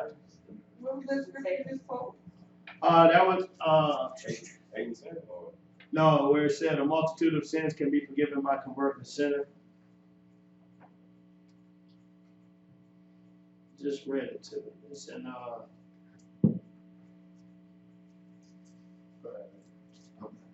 you're gonna get that while I continue. Go ahead, read. Verse 11. Beware that thou forget not the Lord thy God, and not keeping his commandments and his judgments and his statutes, which I command thee this day. Be careful. You get a couple bucks. Be careful. What you got? That scripture is James 5:20. That's James chapter 5 and verse 20. Go ahead. Verse 12. Lest when thou hast eaten and art full, and hast built goodly houses and dwelt therein. Verse 13. And when thy herds and thy flocks multiply, and thy silver and thy gold is multiplied, and all that thou hast is multiplied, then mine heart be lifted up. No, then thine heart. Oh, then thine heart be lifted up, and thou forget the Lord thy God. See, that's what ends up happening when that couch starts to get comfortable. You got that Posturepedic mattress. You know what I'm saying? You got 20 pair of shoes to pick from. You got charge it. I know sometimes I'll be in there looking for change. You get where you can just charge it. Then all of a sudden when we bring up, listen, man, make sure you're in class. Man, listen, I got this event. Listen, like it ain't for me. You being in class don't pay my light bill. This for your spirit, man. I got you, man, but listen, I got things to take between you and the Most High. You'll know it's between you and the Most High because we wasn't there when he broke you down. When he snatched that good job from you. When your car got wrecked. The whole engine just exploded. When you was texting and driving, next you know, your own wickedness corrected you. When brothers and sisters have took time to be like, hey man, you need to chill out with that. But in your mind, you're like, I'm grown. Be grown. You see, Most High be feeding us. Then you'll forget the statutes, the commandments, the laws, the judgments. Most High set men and women over you because in the world you couldn't take care of yourself. You was a misfit in the world, but then you come here and you see the Lord is real. You see Jesus is real. So you good now. You're like, yeah, man, Jesus is real. Brakatah Yahweh for pulling me out of the slums.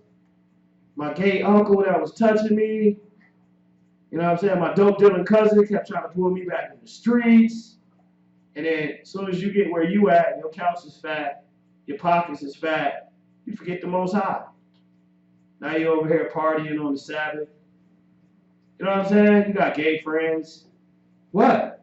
He's just my friend. We work together. It's like, nigga, you condoning wickedness. But you try to throw it off subtly like I'm wrong. Because I see it. Most High gonna get you. Read. Which brought thee forth out of the land of Egypt, from the house of bondage. See, we was in bondage, man. We've always been in bondage. And every time the Most High took us out of a situation, it's like you forget. Right. You start forgetting where you come from, man. Give me Deuteronomy 9 and verse 12. Deuteronomy chapter 9, verse 12. And the Lord said unto me, Arise, get thee down quickly from hence.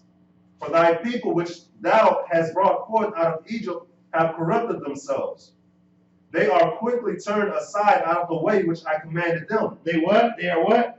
Quickly turned aside out of the way which I commanded them. As soon as they got out of a bad situation, the first thing they did was go do something outside of what the Most High commanded. That's what niggas do. You know what's funny?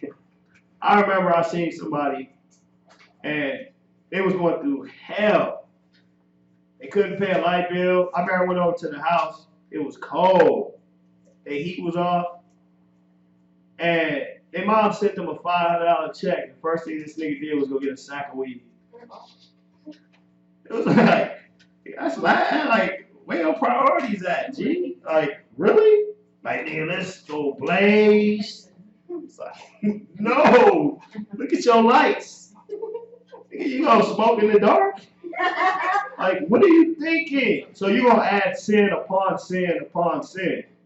So instead of you realizing, damn, what I'm doing is not right, obviously because the repercussions from my actions are piling up to where I'm sitting in the dark now. The first opportunity of relief, you just gonna cop you a sack. You gotta look at that, man. Read. They have made them a molten image. Yeah, and then you start putting these other deities and entities, you start putting your spirit more in your boo. You know what I'm saying? You get a couple bucks instead of you paying your tithes and being like, look, he gave me 500, 10% is 50. Let me slide that because that's an investment to the Lord. Instead of you want to buy you a sack, then I'm gonna take my boo to the movies. I gotta have a new shirt so my boo can see I'm home. You know what I'm saying? I'm gonna spend this 100. Yeah, you drop 50, but then you spend 100 at the movies, and then you right back at square one because you ain't seeing that the priorities, your mind is polluted. Things you consider to be, it's us. Don't you know that us taking care of us can only build us? That's what's so cold is. I can take my wife. Let's say I can't get a job, but my wife can. I can stick my wife in this environment and let her infiltrate it. And in 6 months, she'll be the supervisor. Then I'll be working there. This brother, he got this skill. He got computer skills. You know what I'm saying? He know about the Word Perfect, Windows, XP, whatever. I just know how to run men. I know how to perform under pressure. But I don't have those qualifications. That brother get that job over there, all I got to do is be patient. Why? Because he's going to come to me like, listen, I'll come fill out this application because I need a nigga to move these cats around. You know what I'm saying? God, I'm on it. But what happened? You give a nigga a job, it says riches is not coming to a nigga heart. You know what happened? It's all about me. You ain't going to mess up my reputation over there. Like, nigga, you work for the white man still. It don't matter how many years you've been there, you will never own it.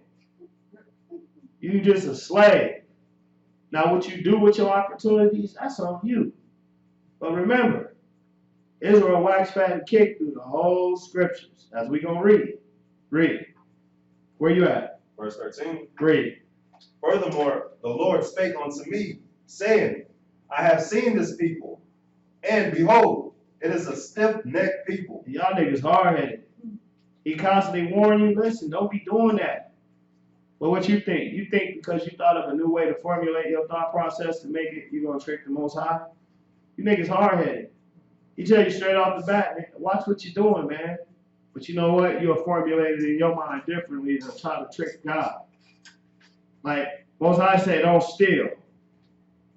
Now you saw the brother drop this $20 bill, but you wait till everybody leave and then pick it up. Think that ain't stealing? You saw him drop it. Like, oh, if nobody see when he dropped it, that's me. That's me. But if he see it, I'm hurry up and say, hey, Shalom, brother, you dropped it. I found it for you. Most High bless me. Like, come on, you're a thief. Your mind is a thief. Your mind is polluted. Your actions is polluted. Your thought process is polluted. And you got to see, man, the way the Most High is dealing with you. He tear you down, man. He'll tear your whole. He'll tear every. You ever wonder why you working a job for 20 years and never get a raise? You be running around and this nigga that can't even read come in and make more than you. You just looking like this nigga can't even read. I remember that happened to me in Colorado, man. I was working this job. This nigga couldn't even read. They had me, no lie, they had me in a room that was about the size of this back room, and they gave me all these boxes of fire alarms that was missing a blue wire. So I had to twist it with my finger, stick it through the hole, take a screwdriver and do this, and it was thousands of them. And I was like, nobody wanted to do that job. So I tried to be a yes man. Like, yeah, I got this. I was getting boxes done so fast. He's like, man, keep doing what you do, man. I might make you a supervisor. I was like, bet. You know, this nigga hired his nephew, his wife's nephew that couldn't even spare a warehouse. He couldn't even spell warehouse. He asked me, hey man, how you spell warehouse? I said, nigga, I quit. There is no way you're going to be my supervisor. Right. But instead of you taking the opportunity to say, you know what, let me see how many people I can get in this position with me. You try to keep it all for yourself and try to please the same person that he don't care about you. That's why you got to see. And then you end up, and then when you do make the money, instead of you, especially those that are conscious, they like call themselves conscious, you're aware of the truth, you're aware of that. We've been teaching class online for how many years? We got class, you came in the door, went left, came, dropped your little dub, bumped out. You gotta realize that ain't for us.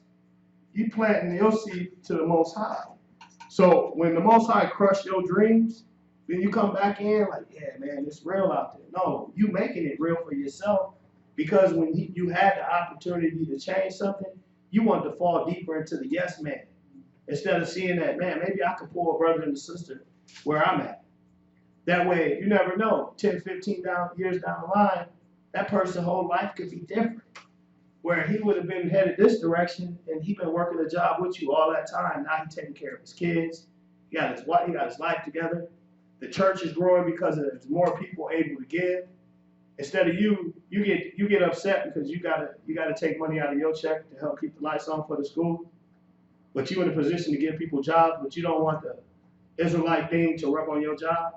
Because they don't know you're an Israelite at work. You don't want that. You like, I'm not saying you got to go around professing I'm an Israelite. That's why I don't do that. It's saying that you don't even want nobody to like, that's Israel to be in your, this is my time. This is me. I'm an Israelite off work. When I'm at work, I'm Kwashanda. It's like, really? Where you at? Verse 14. Go to Exodus chapter 32. Hey, I gotta throw this in there real quick, man. Let's go to Ecclesiasticus in the Apocrypha, chapter 11. I just came across this part. But you're gonna start at chapter 11, verse 18. Ecclesiasticus chapter 11, verse 18. Right. This is what y'all gotta see this, man, because as you go through the truth, as you start to advance and you start to get more knowledge, wisdom, and understanding, as you start to advance in the truth, you know what's gonna happen? There's going to come a time when you're like, damn, I got all this myself. I made me. You understand? The Satan's going to try to put that in your brain, man. And this is the thing. You don't want to fall into that mindset. You understand that? You really don't, because the scriptures tell you pride goeth before destruction. Y'all know that, right? All right, well, check this out. Read. I was going to ask a quick question. What's that? Before that. When it says pride goeth before destruction, what's a good example of that? The Pharaoh of Egypt, right? Oh, remember that story? Yeah, he just, oh yeah, you turn the river into blood. So what? My magicians do that. Oh, frogs rained out of the heavens. Okay, so what? My magicians can make frogs. They explained it to me why the frogs came, because they came to eat the flies. Where the flies come from? They came from the lice. Where the lice come from? Niggas are just dirty. Because we couldn't bathe in the river that had blood in it. Well, where the blood in the river come from? Crocodiles are eating each other. Blood just started coming out of nowhere. Really? In no part of time has that ever happened, but you don't think it coincides with the fact that you won't let God's people go? Nah, it ain't had nothing to do with that. That's us. Y'all see that? Pride go before destruction. Saul.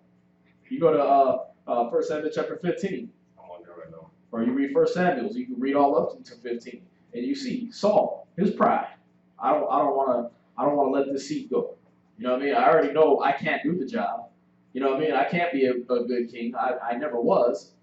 You know what I mean? Even he was scared to be king.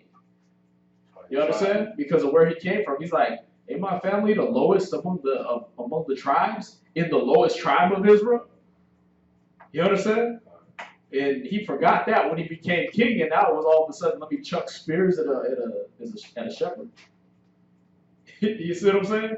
Let me chuck spears at the brother that plays the harp and gets evil spirits to leave me, relieves my headaches. See that?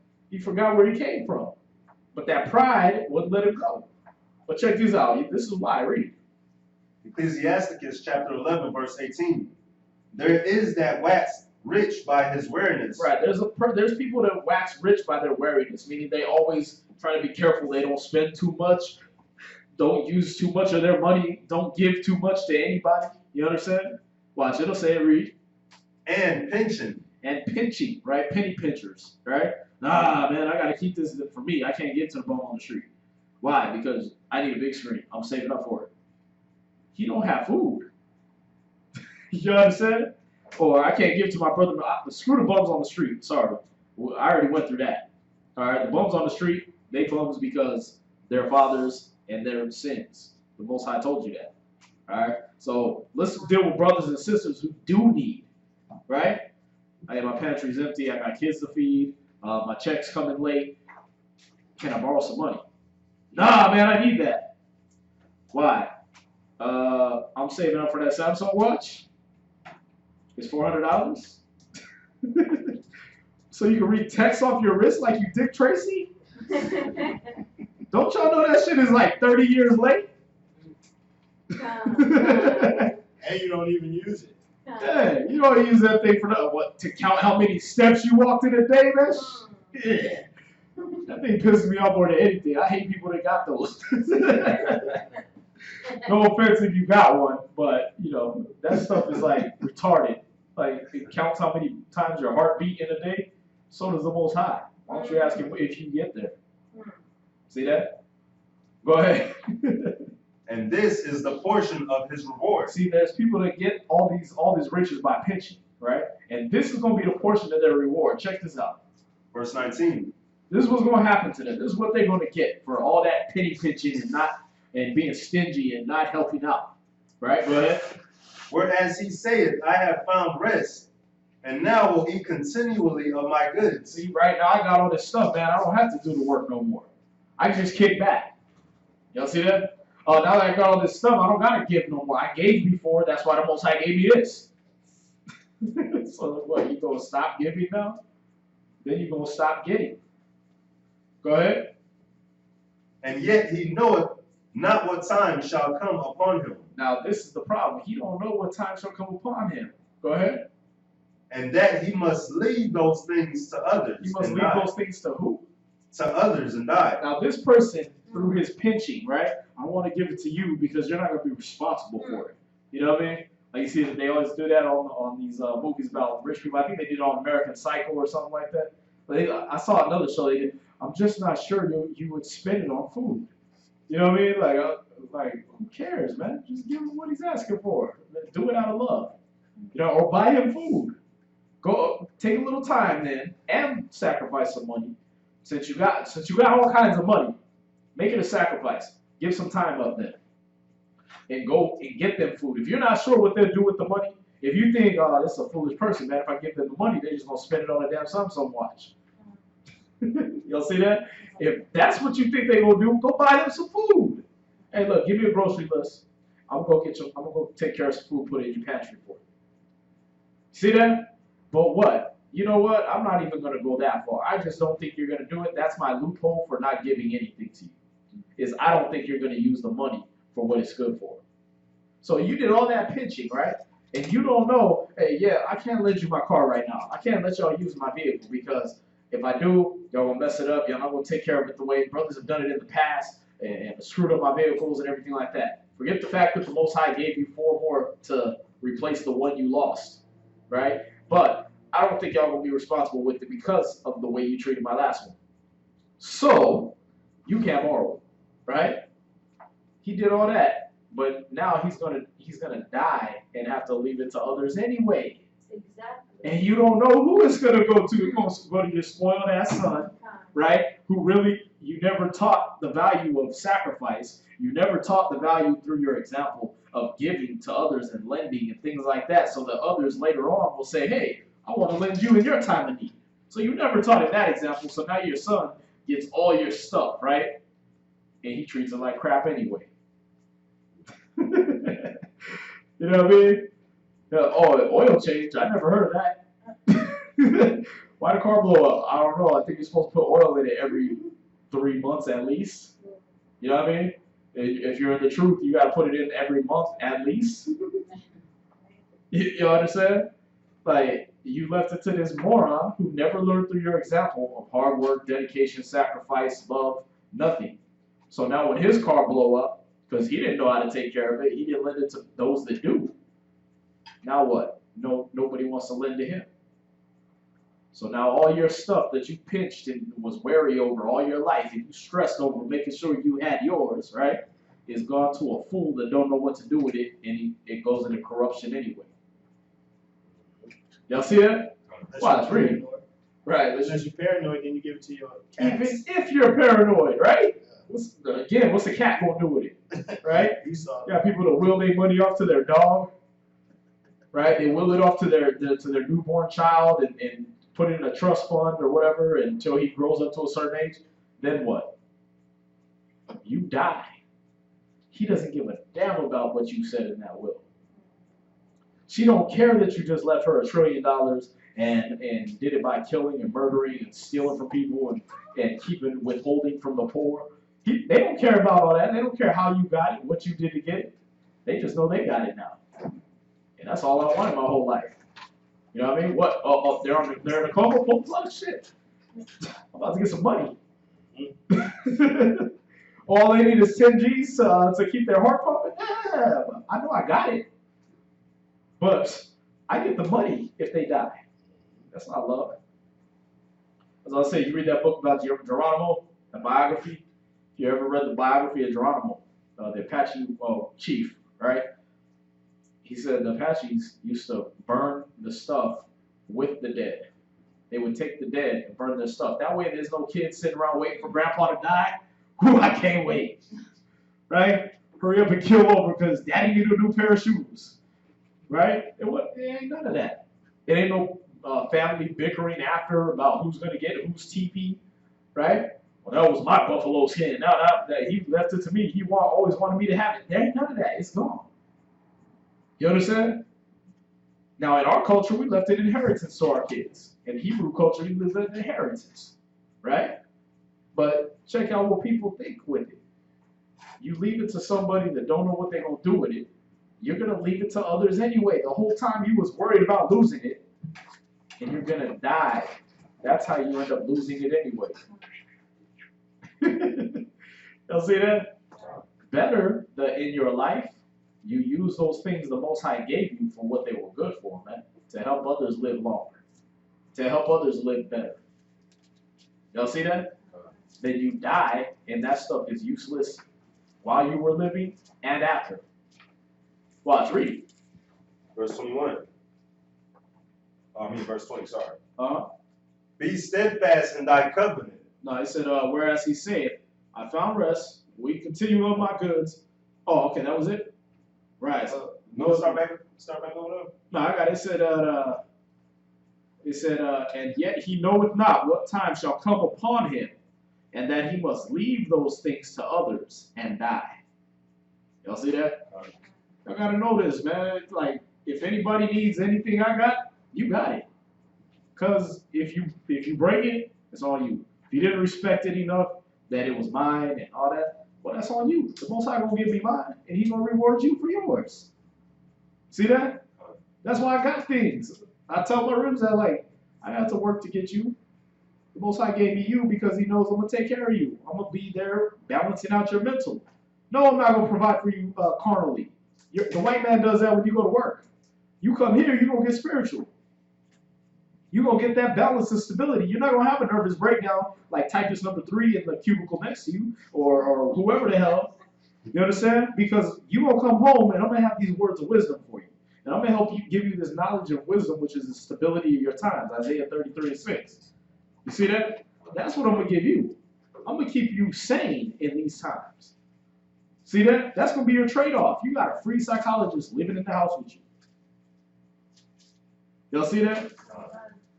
So that's what I'm going to give. Why? Because the Most High gave you to me. Y'all see that? So I'm going to be responsible. So what? Now He gives me more things.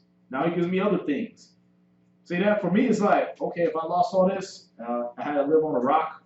As long as I got my books still, I'm good. Then I study just in case my books get burnt up with the house. So it's all in here. You understand? Because I don't need nothing I have. The Most High gives it to me to give to y'all. You understand? Like, I don't got a phone like this for me. I want a box that rings. That's like my motto. Like, I just want it to ring. When somebody calls me, I want it to be able to ring so they can get a hold of me. See that? No, I got this so I can be on Facebook, text message, and a phone call at the same time. So I can help 3 people at once. You understand? While I'm doing class right now, I'm answering questions on Facebook, text message, and on the chat room.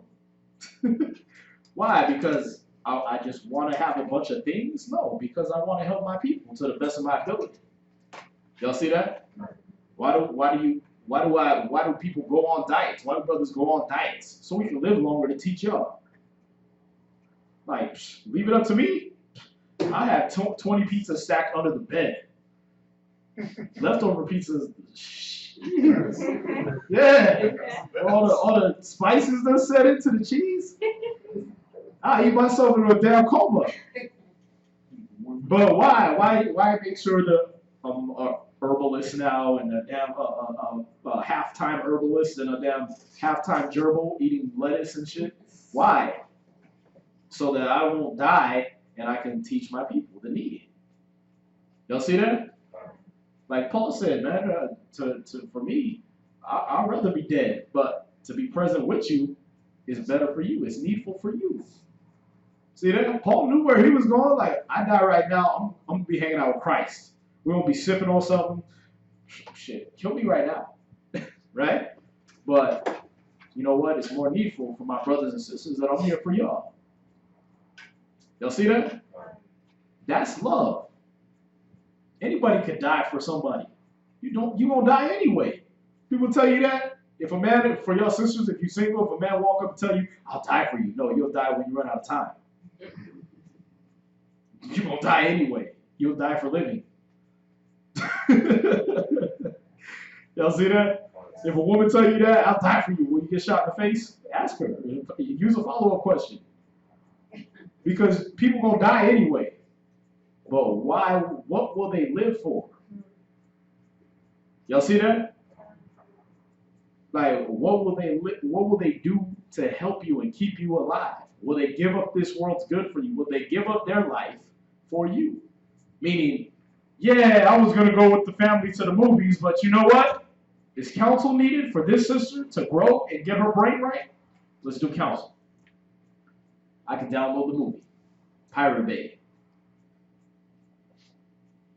Just put in Pirate Bay, because if you put in piratebay.com, they're going to change the website. They keep having to switch because people keep shutting them down. Give you all the inside track. All right, you type in Pirate Bay, and then they give you the official site, whatever they reroute it to. All right, get movies for free. Nice. See how I love and give? Nah, but this is what I'm talking about, is you got all this wealth of information around you, right? And then you got some brothers that don't want to talk to people. You got some sisters that don't want to speak to people, want to shut their door in their room, right? You have this world's good, but you see your brother and your sister have need, and you won't give to them. What if we did that? What if the officers, the generals did that? We just was like, we know the scriptures, man. We smart. What I got for you? A closed door in your face. A phone number, a YouTube page where you can maybe go research some stuff for yourself. What if that's all we did? What if we didn't sit down with y'all and actually bring up classes and bring out scriptures and give the explanation of scriptures? What if we didn't counsel together and make sure we're giving the right understanding of the scriptures to you? What if we didn't care?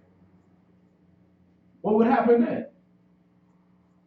You wouldn't be here. She wouldn't be here. Well, none of y'all would be here, basically. I'm trying to think who's not fruit of either me or Kazaki. None of y'all would be here. Y'all see that? And if you weren't here, then good luck. Because a lot of these other camps is going, they care more about whether the earth is flat or round and spherical and all that than they do about actually teaching what's going to help brothers and sisters. A lot of these camps just care more about being smart and wise than they do actually edifying and teaching a brother how to feed his kids and how to feed his family. Y'all see that? If it was about being smart, if it was about our own personal fame or whatever, y'all wouldn't be here.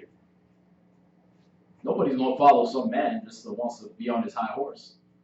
Y'all see that?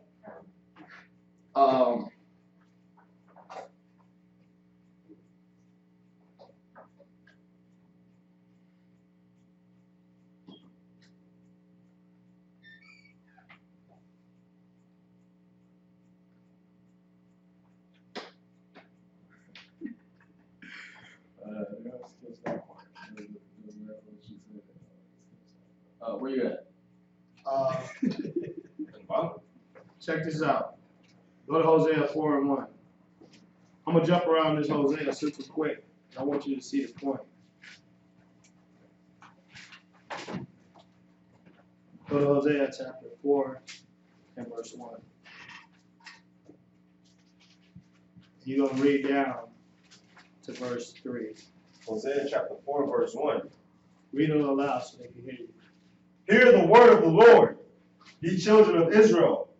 For the Lord hath a controversy with the inhabitants of the land, because there is no truth, nor mercy, nor knowledge of God in the land. So the Most High got some controversy against you because you don't know that it's not bad.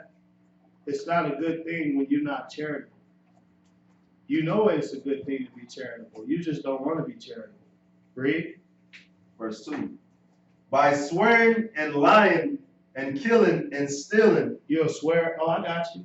Lying, never showing up. You know what I'm saying? Killing each other's spirit. Yeah, murder ain't always physical. You know, by you not taking the time to educate somebody, knowing it, like he said, you got the ability to teach, but you don't want to because you're a lazy individual. And then you see this person, this brother, this sister over here dying. Their spirit's dying. You're killing them. Read. And committing adultery. They break out, and blood toucheth blood. Read. Verse 3. Therefore shall the land mourn, and everyone that dwelleth therein shall languish, with the beasts of the field, and with the fowls of heaven. Yea, the fishes of the sea also shall be taken away. So everything gonna die around you. What we had in abundance is gonna start to dwindle. It was let's think about it. I remember when we didn't have food, we used to go fishing. Now you can't even catch fish no more. I remember when we didn't have, we used to take a pack of hot dogs. We'd get some worms, some bread, and we'd be on the lake from sunup to sundown. And we'd catch our little fish, and on the way home, we would see old people sitting on the porch like, oh, y'all went fishing. They would quickly take a fish off the hook, get it to them. Here you go. Why? Because we were happy just to have something outside of some noodles. It was because Most High was providing for us. But it ain't happening no more because the charity ain't there. Most High watching when He do give you something, what you do with it. Now you can't go out. Listen, they done bought up all the land, so deer hunting ain't even happening no more for us. Esau got the land on lock. Ain't no hunting for nothing. You can't pay for it, you ain't getting it. I never tasted deer meat till I came to Texas. I didn't even know you could eat a deer. They've been living off that since the beginning of time. While we in the grocery stores rushing to get some mystery meat, you don't even know what it is. They tell you it's cow, and they get busted for selling horse meat, and then they sweep it under the rug, and then you cook that and feed that to your kids, and you don't even consider that they already lied to you. Esau been eating good since the beginning of time, man. But you know what you do? You put up with whatever they give you, because you got that slave mentality. But if you was right with the Most High, you wouldn't have to dry up your habitation. Your habitation wouldn't be so dried up where you can't even go nowhere and get nothing except for a grocery store. Jump to verse go to 4 and 10. Hosea chapter 4, verse 10. For they shall eat and not have enough. They shall commit whoredom and shall not increase, because they have left off to take heed to the Lord. See, y'all gonna always be hungry. You gonna eat but never have enough. You know, kids so bummy parents are so trifling these days. They send their kids to bed half hungry. It's like, listen, you got enough. You ain't finna eat out. Like, this little nigga's growing. Let him eat. But you know why you do that? Because you're a lazy person and you won't put forth the effort towards the Most High so He can bless your house in abundance. So the little crumbs and little snacks you get a chance to put together, you think that bowl of spaghetti that you gave him with no meat in it and some Kool-Aid is good. This little man growing. She's like, yeah, you good. He always hungry because you ain't really feeding him nothing. And it's even that way spiritually. You think because you drop a scripture and roll that you feeding somebody.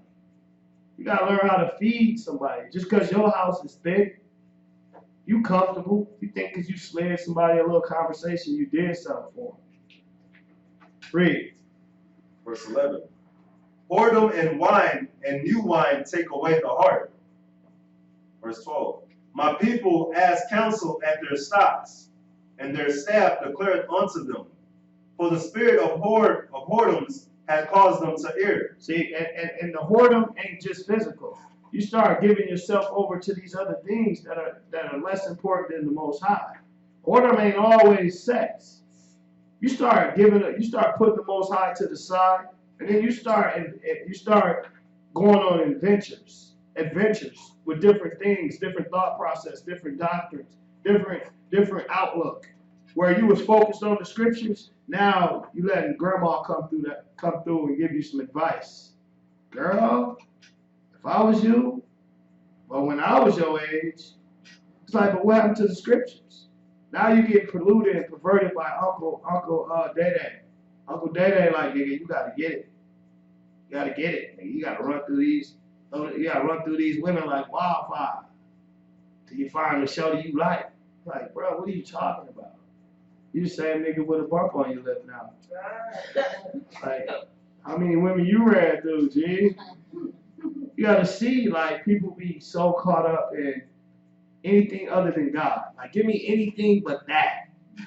Because that right there, I gotta be in control. I gotta have self-control.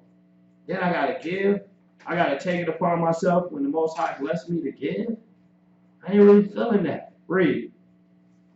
And they have got a horn from under their God. They sacrifice upon the tops of the mountains and burn incense upon the hills, under oaks and poplars and elms, because the shadow thereof is good.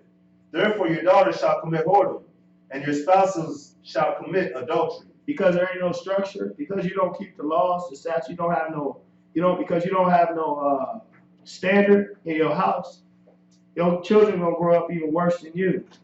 Because you're supposed to have that charity. Instead of you getting the Bible, reading it for you, and then when you get a couple things, putting it down, you're supposed to continually give this to your family, give this to your friends, whether they reject it or accept it. That's up to them. But you're supposed to put forth the effort.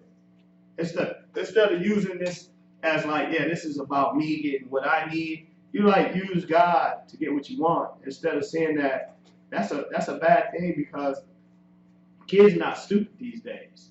They see when you got something, what you do with it. The same, your best friend, y'all grew up together, y'all shared everything. Y'all went over it. I remember we used to have to go over our neighbor's house to take a shower because our hot water wasn't on. I remember when their clothes was too small because they were bigger than us, we got their clothes. Now you see people throwing clothes away.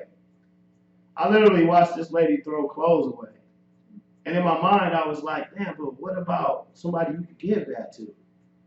Like, in her mind, she like, shit, I bought this. If they want it, they don't have to pay for it. You don't have a garage. Our people so cheap, they have garage sales. Like, really? Like, I would feel better walking down the street, catching somebody that ain't got it, and giving it to them, than making $3 off a pair of jeans. Because I know that person might use that same outfit for a job interview. That person might end up in class just off charity. That's why you cannot forget where you came from. You got to really see what these scriptures are saying. I gotta answer this. Somebody text in. So, is it lawful for men to have more than one wife? I heard him say ribs. If out of all this class, the only thing you got was somebody saying ribs, you're on here for the wrong reasons. If you're going to any camp, if you're trying to search for any camp, I mean, the class we just gave especially, and the only question you have right now is it okay for a man to have multiple wives? You are yet carnal. All right? That's not even a question I'm going to address, because the thing is you're coming from the wrong perspective. We're talking about brotherly love, charity, being able to build your nation, giving up of yourself, and not forgetting where you came from, what the Most High took you out of, and that you should remember that when you decide to be stingy. And you're trying to find out if you can have multiple wives or not. You're yet carnal. All right? You got to get your mind on the prize. Because just think of it like this, women respect power. So if you're a brother that's looking for a camp that's going to say, yeah, you can have all the wives you want, man. You can dump them and leave them and all that. There's camps out there that'll tell you that because they cater to your lust. You understand? They're going to tell you, yeah, get all the women you want. Then there's other places, there's other people that's going to tell you, no, you can only have one. And that's to cater to them getting more women in, so that they got more women to look at. And on the low, they're going to be dealing with more than one. But the thing is, if you came to this class, if you came to this YouTube channel, and you wanted to get knowledge, wisdom, and understanding of the scriptures, you came to the right place. If you came to satiate some kind of lust that you got, or you want to add more and more wives, this class is for you to be able to deal with your problems, your own problems, much less having to deal with a woman. All that stuff's going to come once you can deal with yourself. You understand? So whether you don't have a woman, whether you want 9 women, that stuff will come. But it ain't going to come until you deal with you. That's what this class is focused on, dealing with your problems. You understand? Hopefully y'all get that, because like I said, did brothers have multiple wives in the scriptures? Yes, they did. All right.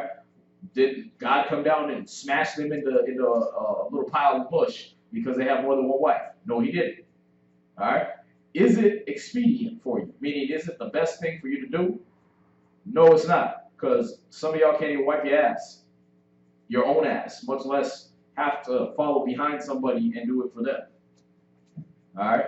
Because you know, with women, with a woman, even one woman, comes kids. With kids comes responsibility. You understand? If you read the scriptures, and the scriptures tell you if you get a wife, she's your responsibility. Y'all see that? So you got to take care of that responsibility.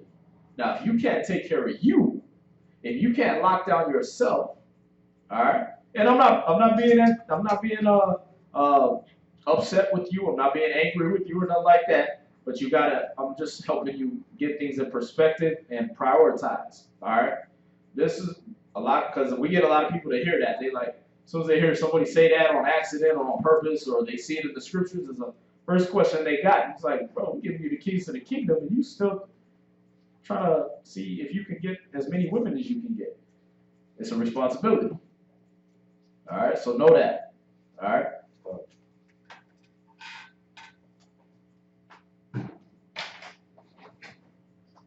Even if you're a woman, this question deters a lot of people, women or not. All right, it deters a lot of people from the knowledge that they need to have in the scriptures. All right, yeah, brothers. Like I said, I'm going to answer your question. Yes, brothers did have multiple wives in the scriptures. No, the Most High did not punish them for having multiple wives or additional wives. All right. So that'll answer your question right there. Do we tell brothers to go and live according to all the Bible? Yes, we do. Do we tell them that rule specifically? No. That's going to come. We live by Matthew 6, verse 33. Seek ye first the kingdom of the Most High and his righteousness. Then all these things will be added to you. Y'all get that? Yeah, so, even if you said is it okay for us to have a TV in the house? I would answer you the same way. Listen, we're not talking about whether you got a TV in the house. We're talking about your spirit. You be yet carnal on anything. So it's not we're not offended by you asking it, and I hope you don't take offense in the way I'm answering it. But the thing is, we get a lot of people that zoom in on just that part, and now we're missing the whole topic of conversation. All right? Yeah. So again, don't get offended over the way I answered, because I just wanted to cut that down for any future people that might be watching. That if you came to a camp trying to see if we preach a multiple wives doctrine or against it, you're here for the wrong reasons. That's like the furthest thing down the list of things that need to be given to help our people. Where you at? Go to Job chapter 9, chapter 8. You can start at verse 9.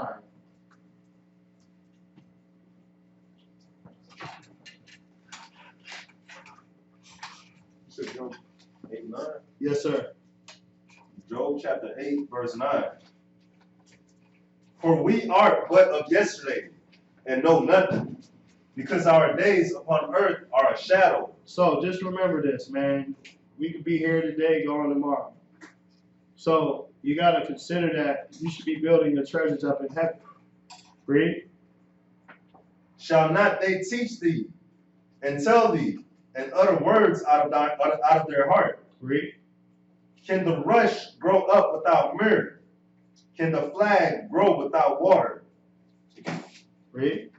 Whilst it is yet in his greenness, and not cut down, it withered before any other herb. Read. So are the paths of all that forget God, and the hypocrites' hope shall perish. Verse 13 is the point. It says, so are the paths of all that forget the Most High and are hypocrites. See, when you was going through your struggle, you was praying to the Most High, you was setting up all this. You got to take into consideration, these plants, they all wither and die. We more important than plants, herbs. We're more important. And then you got to remember, we here today, going tomorrow. And you make these pledges to the Most High, like, God, man, if you get me out of this situation, I swear I'm going to stay focused. Man, if I get this little money, I'm going to drop this. It's funny because you can make the Most High hear you, even when men don't hear you. That's why you got to have that pureness in your mind. When you say something, you got to do it. If you say to the Most High, like, listen, man, if you do this, I'm going to do this regardless of what everybody else thinks. The Most High holds you to that. Because you'll know why, because he'll give you more than what you said to see what you're going to do with it. He's like, I just need $30. You get 80. You're like, now I can't give a ride because all I got is $80 to last me. It's like, I gave you an extra 50. You know what I'm saying? You should have seen that was a test. But because we be so carnal, man, you be so quick to forget that just a couple minutes ago you didn't have $30. That he actually took it upon himself to give you $80. Man, it was so you could do rides. Right, right. My question is, when he gives us a test in like different ways in different situations, how can you get better at recognizing that he's testing you? By just doing it. Like, for instance, somebody said, let me get a ride. Now you can sit back and think about everything you got to do before you drop them off, or you just say, come. And you'll see. It's like, I remember, man, some of the stories, it just sound far-fetched, man, but I remember I gave this person a ride. They had no money.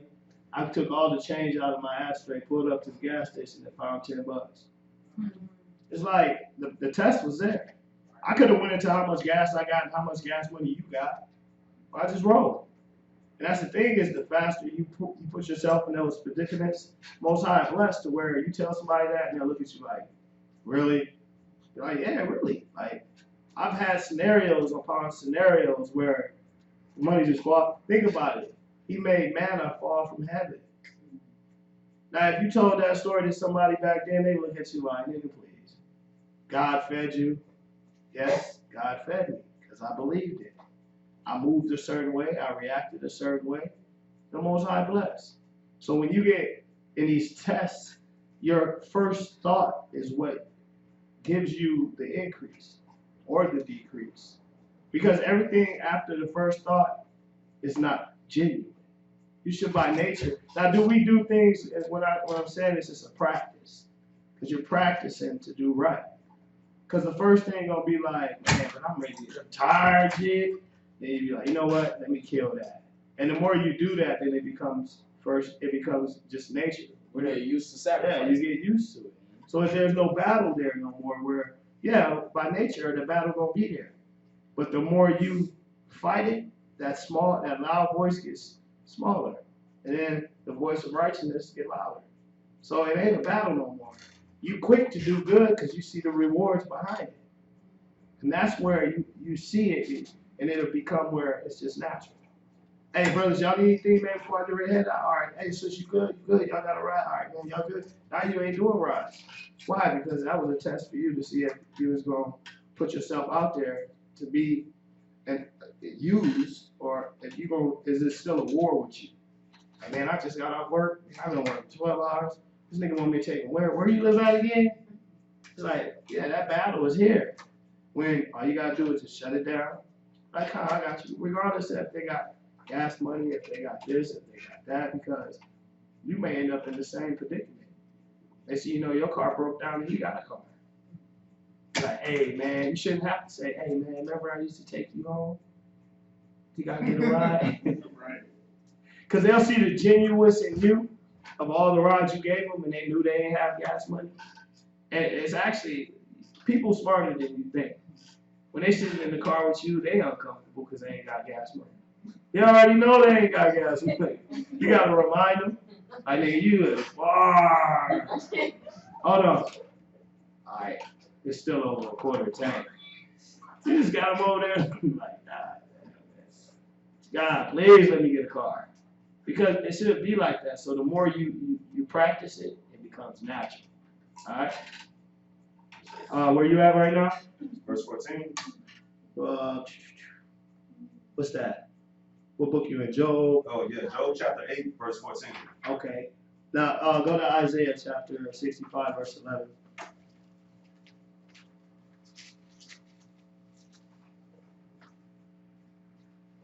Isaiah chapter. Oh, I'm sorry. Listen. Go back to Job. I want you to read verse 15. Job chapter 8, verse 15. He shall lean upon his house, but it shall not stand. He shall hold it fast, but it shall not endure. See that? You got all these things you try to make your support and your strength. It ain't gonna last. You know how many people I seen hustle and bustle to pay mortgage and lose it anyway? The things that you consider to be your foundation and your structure be gone because the Most High didn't bless it. He gave it to you at first. He blessed you. Like, here you go, man. I see what you need, but what you gonna do with it? Like you said, you get a house with 6 rooms, you crying about somebody being in one of them. Man, that's my office. That's my game room. That's my me time. That's my yoga room. Like, nigga, what are you talking about? It's like you got so many excuses on why you can't help. The Most High judging you off that. It ain't got nothing to do with me because I'm just your test. What you do, he gonna take care of it. If it's meant for me to be taken care of, he gonna take care of it. You gonna fail your test. Que sera, sera. Whatever you do, that's on you. Just remember when the Most High punished, when you got no house, no room, and he break you all the way down to where you gotta ask, you gotta humble, and you will see that if you'd have just rolled a certain way, you wouldn't have had to go through all that. You wouldn't have had to be broken down like that. You know what I'm saying? Or if you were broken down from old works, you'd have been built up faster because you understood the point of why you got broken down. Now go to the other one I said. Isaiah 65 and verse 11.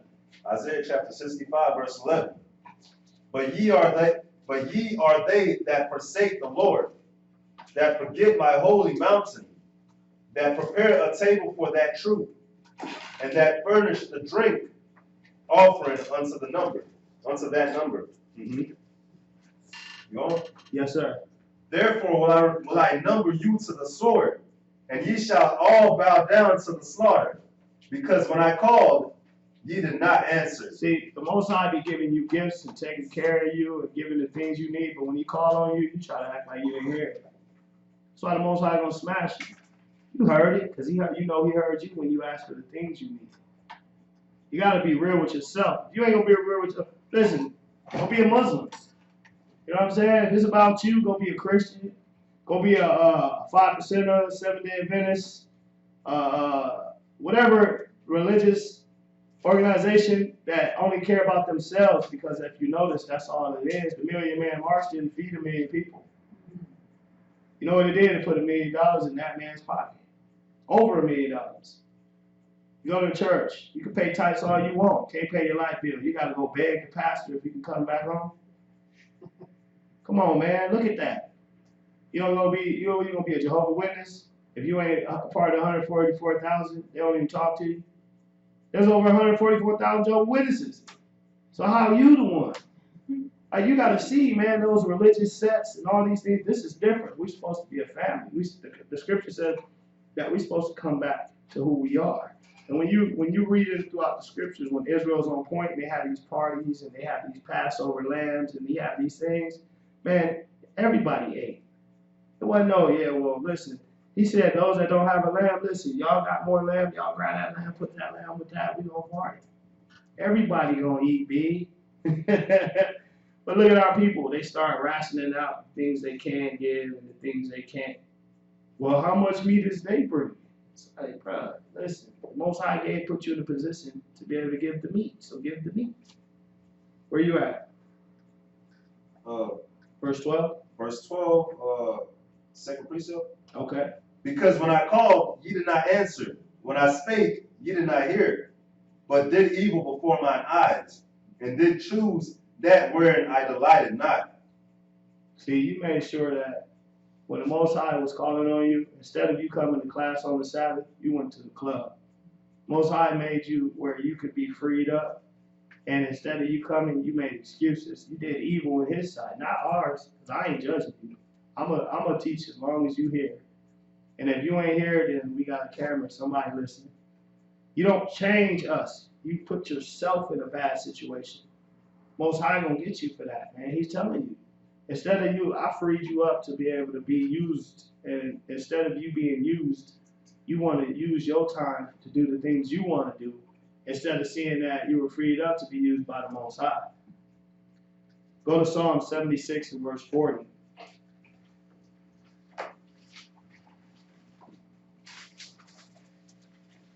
Psalm chapter 70.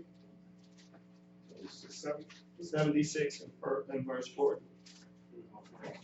I'm sorry. Psalm 76. Oh, I wrote it down. I'm sorry, hold on one second. Psalm 106.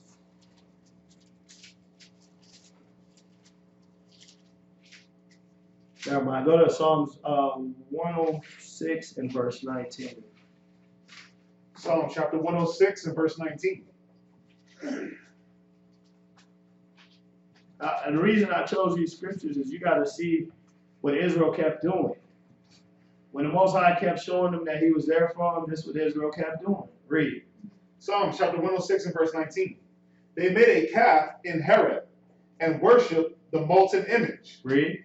Thus, they changed their glory into a similitude of an ox that eateth grass. So, the Most High was giving you spiritual gifts, and you changed it to something carnal. The Most High had you in class growing. You started learning how to read. Most brothers and sisters couldn't even read. I bear witness to that. I wasn't in the streets reading. Books was like, please. And then the Most High made us upright. We were walking with our knuckles. We were beasts. We're out there just doing whatever we did. And the Most High straightened you back up. Showed you how to tie a tie. And then you know what you did? You forgot. You instantly went back into nigga mode. You just did it upright. Instead of seeing that, the Most High was cleaning you. Read.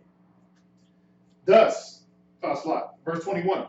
They forgot the Most High, their Savior, which had done great things in Egypt. So when these people were going through things, they forgot, man, the Most High pulled them from Egypt, the house of bondage. They forgot about that. It didn't matter no more. Read. Wondrous works in the land of Ham, and terrible things by the Red Sea. So if you're familiar with the stories of Egypt and the things that were going on, the Most High, when these plagues were hitting, the Most High was saving us. And there's something I want you to see here. Go to Jeremiah chapter 3 and verse 19.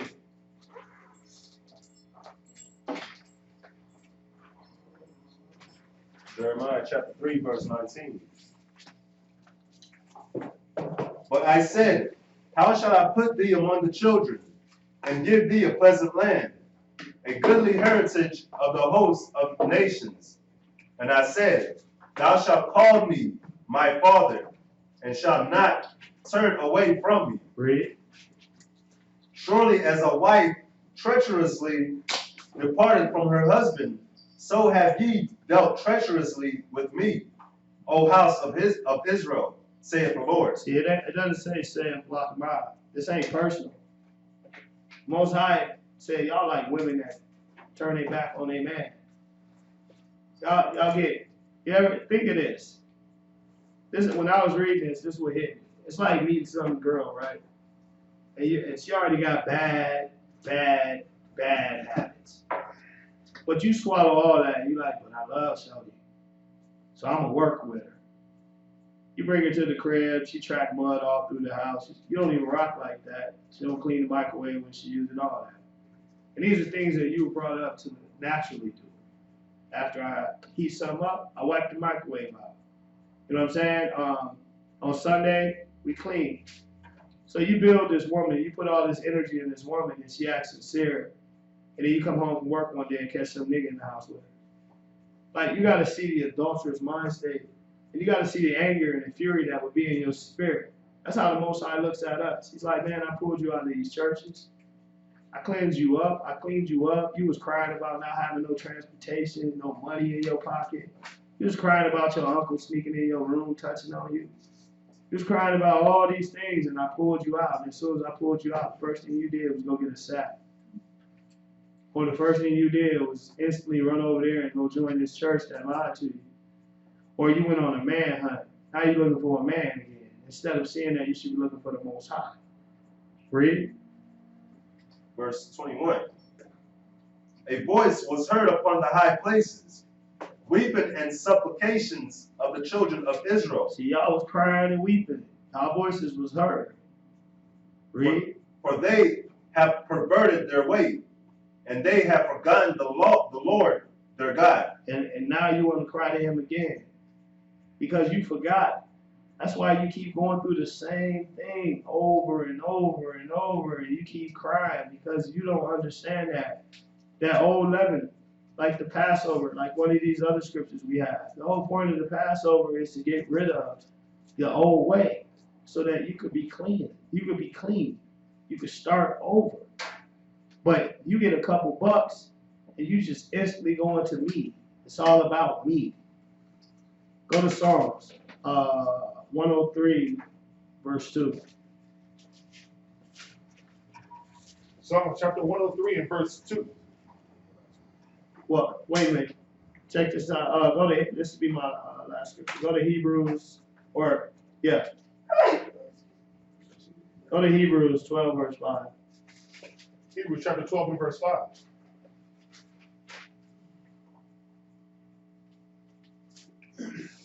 And ye have forgotten the exhortation which speaketh unto you as unto children. Read. My son, despise not thou the chastening of the Most High, nor faint when thou art rebuked of him.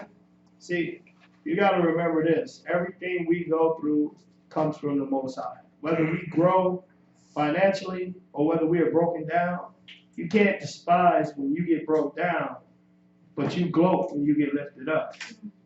You got to remember, all treasures come from the Most High. All battles come from the Most High. But your decision making determines where you're going to end up.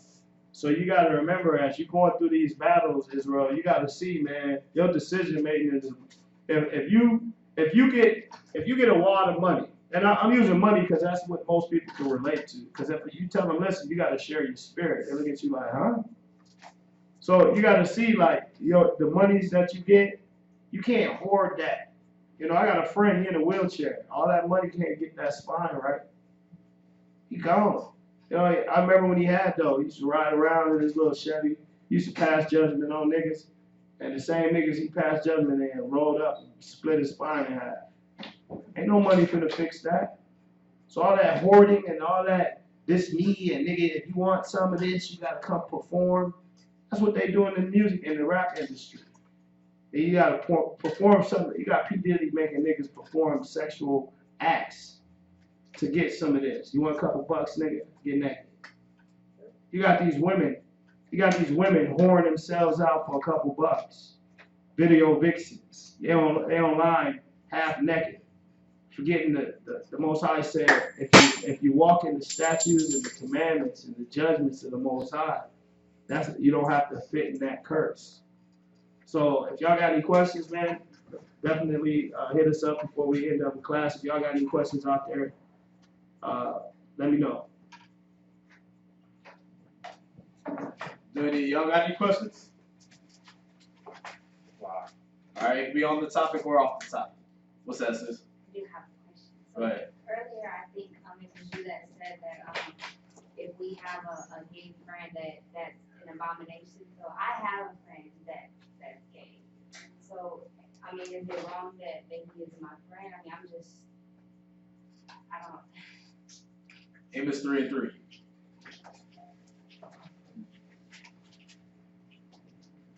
It just asks you this, okay, if you got a gay friend, right? If you're a friend to this person, going off of what we just read, right? Yeah. What should you be doing for that friend? Teaching, showing him this. Right.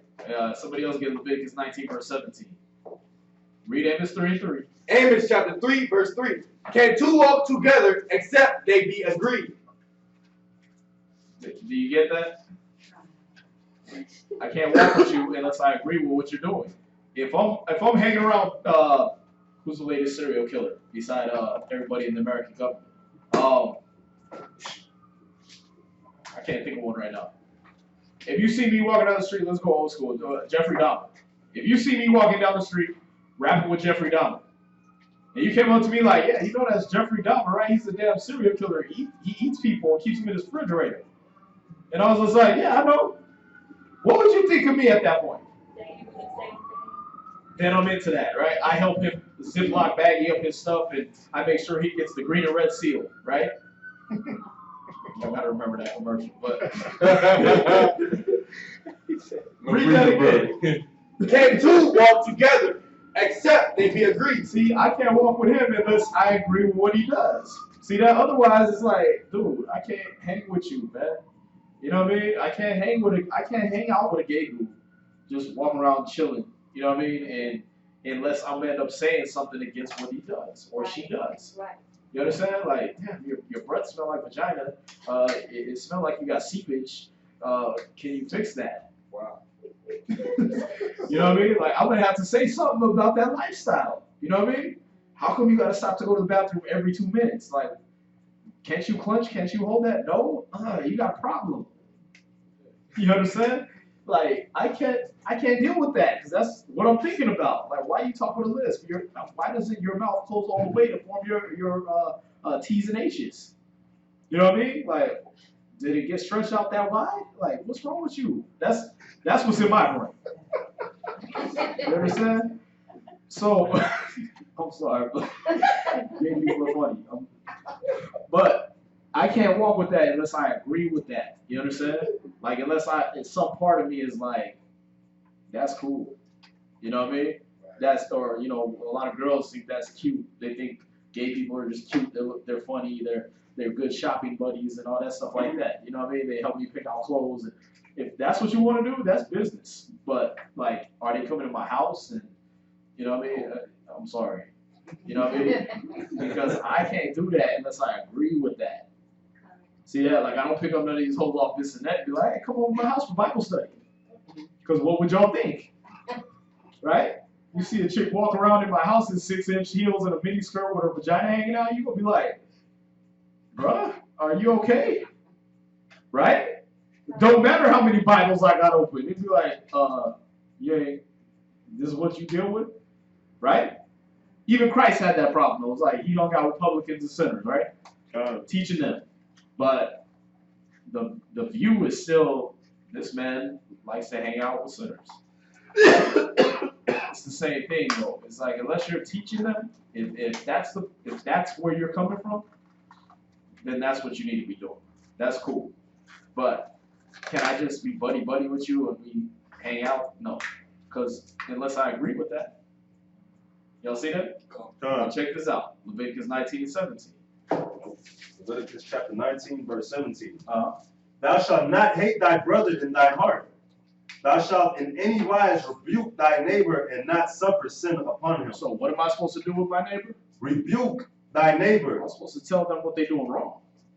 You understand? I'm supposed to tell them, listen, that gay butt sex thing, the Most High don't like that. That whole sticking your face in a waste disposal unit, the Most High does not like that. Y'all see that? That's where your waste comes out. Right? Yeah. Case. Right. I mean, what if your husband was hanging out with him? You see what I'm saying? Like, you gotta look at that. Like, what if he pulled up with that nigga in the car? Hey, this is my gay friend. You would instantly see the wrong in it. You gotta look at that. You gotta really look at like how many gay niggas you think gonna be in heaven? So why are you dealing with ungodly people? It says, what communion does darkness have with light, or believers with unbelievers? Like, what is the point? All you're doing is bringing a demon around you, this emotional bag of bones. He just jumped that spirit on you, then you go home and you try to bang on your man for judging who you deal with and who you hang with, and it's like, nigga, you got a demon. You got a demon on you, and you hanging with a demon. You know what I'm saying?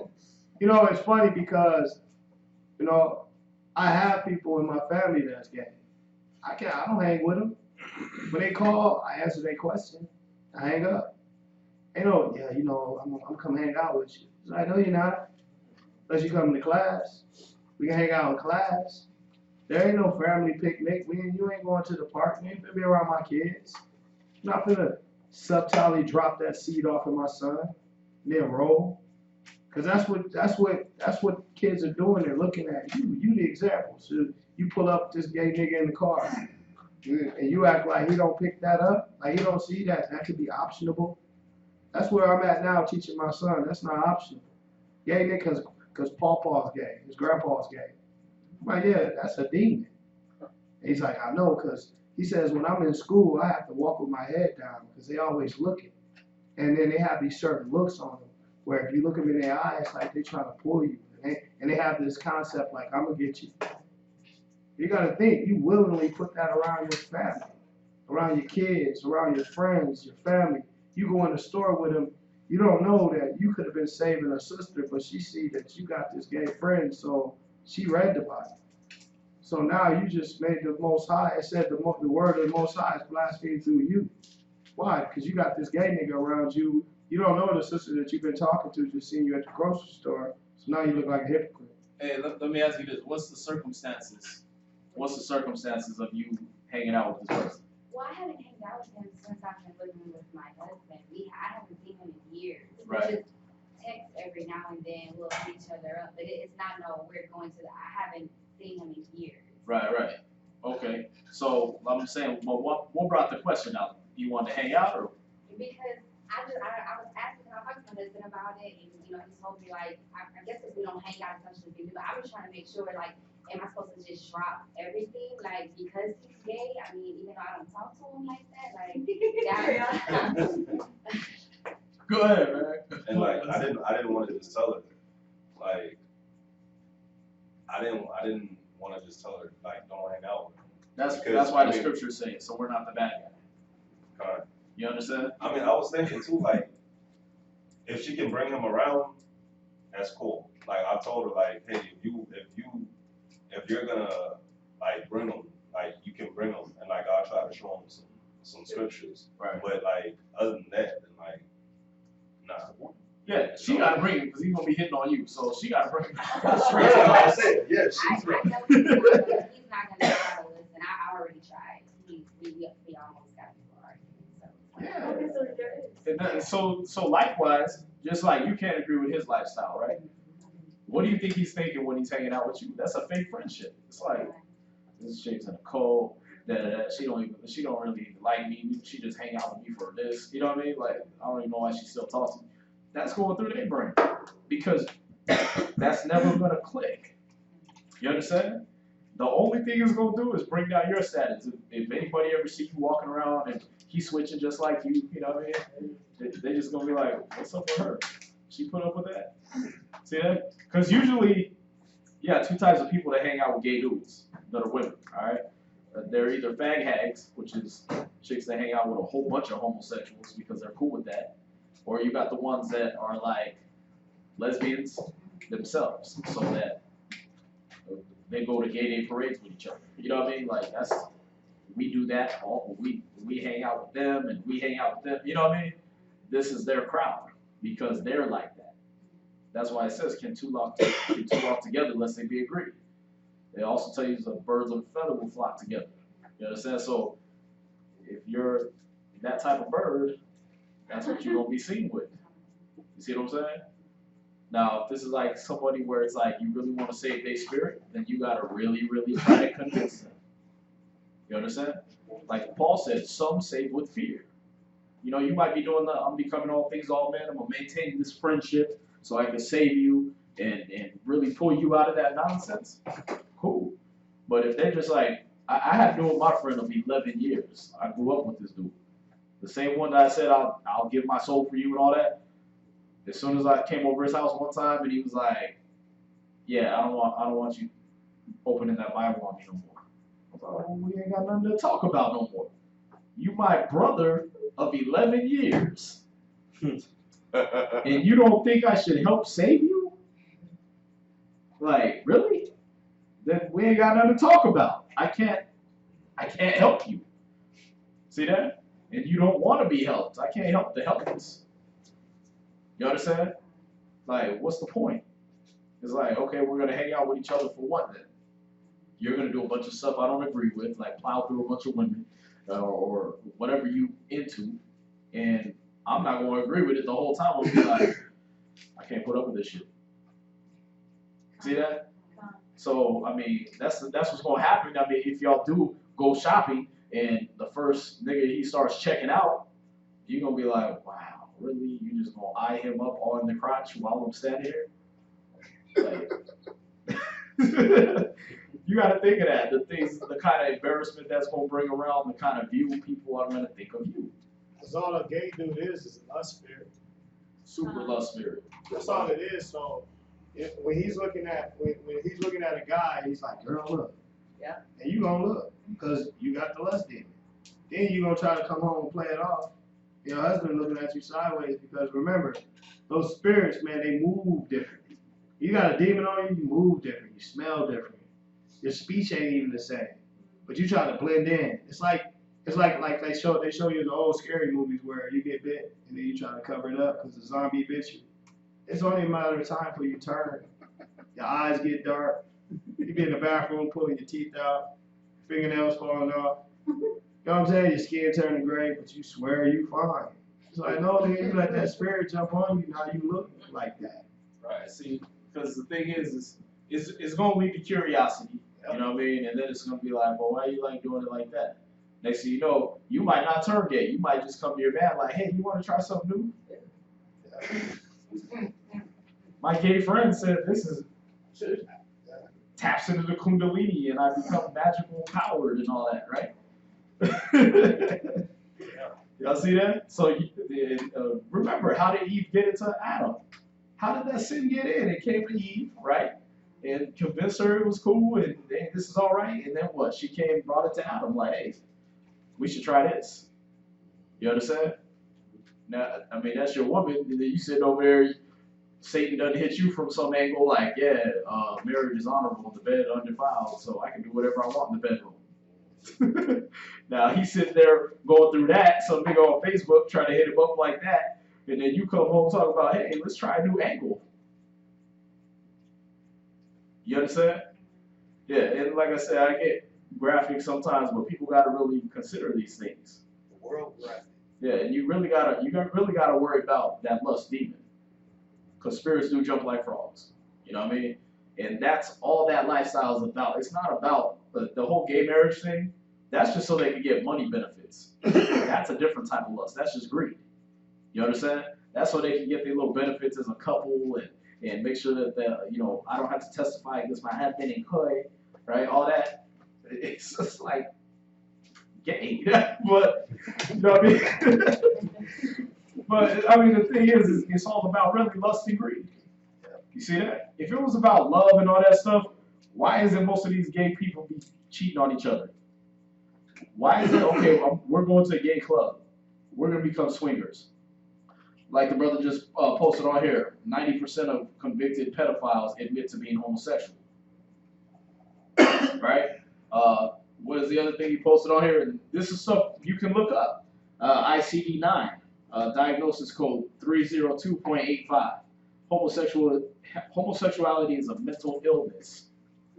You understand? Then you have this stupid fag dude, this Jewish guy, back in like 70-something or 80-something. He was trying to get it removed from being called a mental disorder. 69? He got it removed. Yeah, he got it removed out the book. So a gay dude got the mental illness prescription of homosexuality removed in 69. Yeah, that's 1969. Of course. But nobody else think that. He got that removed in 69. It was like 1969. Yeah, he picked his year just right, huh?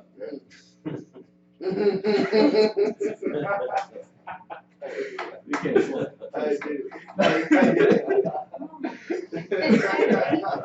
I wasn't being funny. That doesn't happen to be, yeah. From what I understand, I'm like, Just happened to be. Yeah. Right. Guarantee you he's a Mason or some kind of Illuminati member, because that's not coincidence. Right? That's definitely not coincidence. What's that? This is off the topic. This is off the topic question. This is 1 Samuel chapter 10, verse 12. 1 Samuel 10 and 12? Yes, sir. All right. And one of I guess I can start at.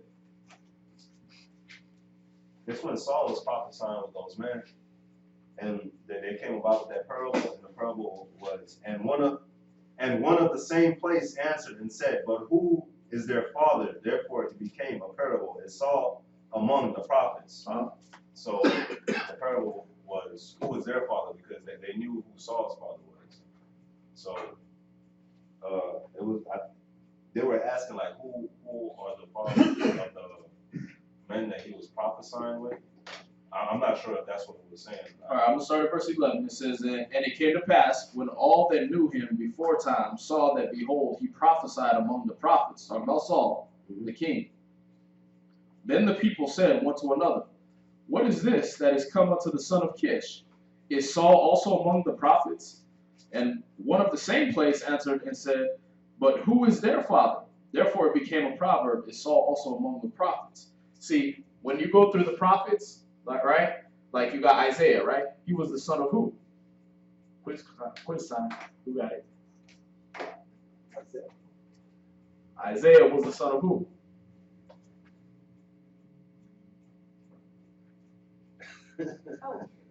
Scholars. We're making scholars here. This is a school. What you got? Who was son of who? Who was Isaiah's father? Amos. Amos. So when you go to the scriptures, Amos 3 and 3 that we just read from, right? That was his father. So a prophet was usually the son of another prophet. You understand? Saul was the son of nobody. Kish was nobody. He was of the lowest of the families, of the lowest of the tribe of Benjamin. He was just tall and pretty. So they made him a king. Y'all see that? He was nobody. So they were like, wait a minute.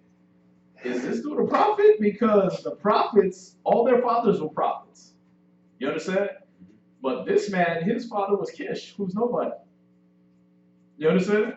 So what they're trying to figure out, like, whoa, then who are their fathers? Look at who their fathers are. Their fathers are, Isaiah's father is Amos. Jeremiah's father is so-and-so. I haven't looked him up either. You understand? But all these prophets have prophets over fathers. Some of the prophets you read about, like I said, like we just did with Isaiah and Amos, that was their father. You know what I mean? Like two different prophets being the son and the father of each other. You see that? So they're like, wait a minute, what's up with Saul though? Why is he one of the prophets? That's why it became a proverb. Saul's one of the prophets because he didn't have no father that was a prophet. It wasn't in his lineage. You understand? Yeah, so that they were tripping, but the spirit was on Saul at the time, and he started prophesying. He started speaking.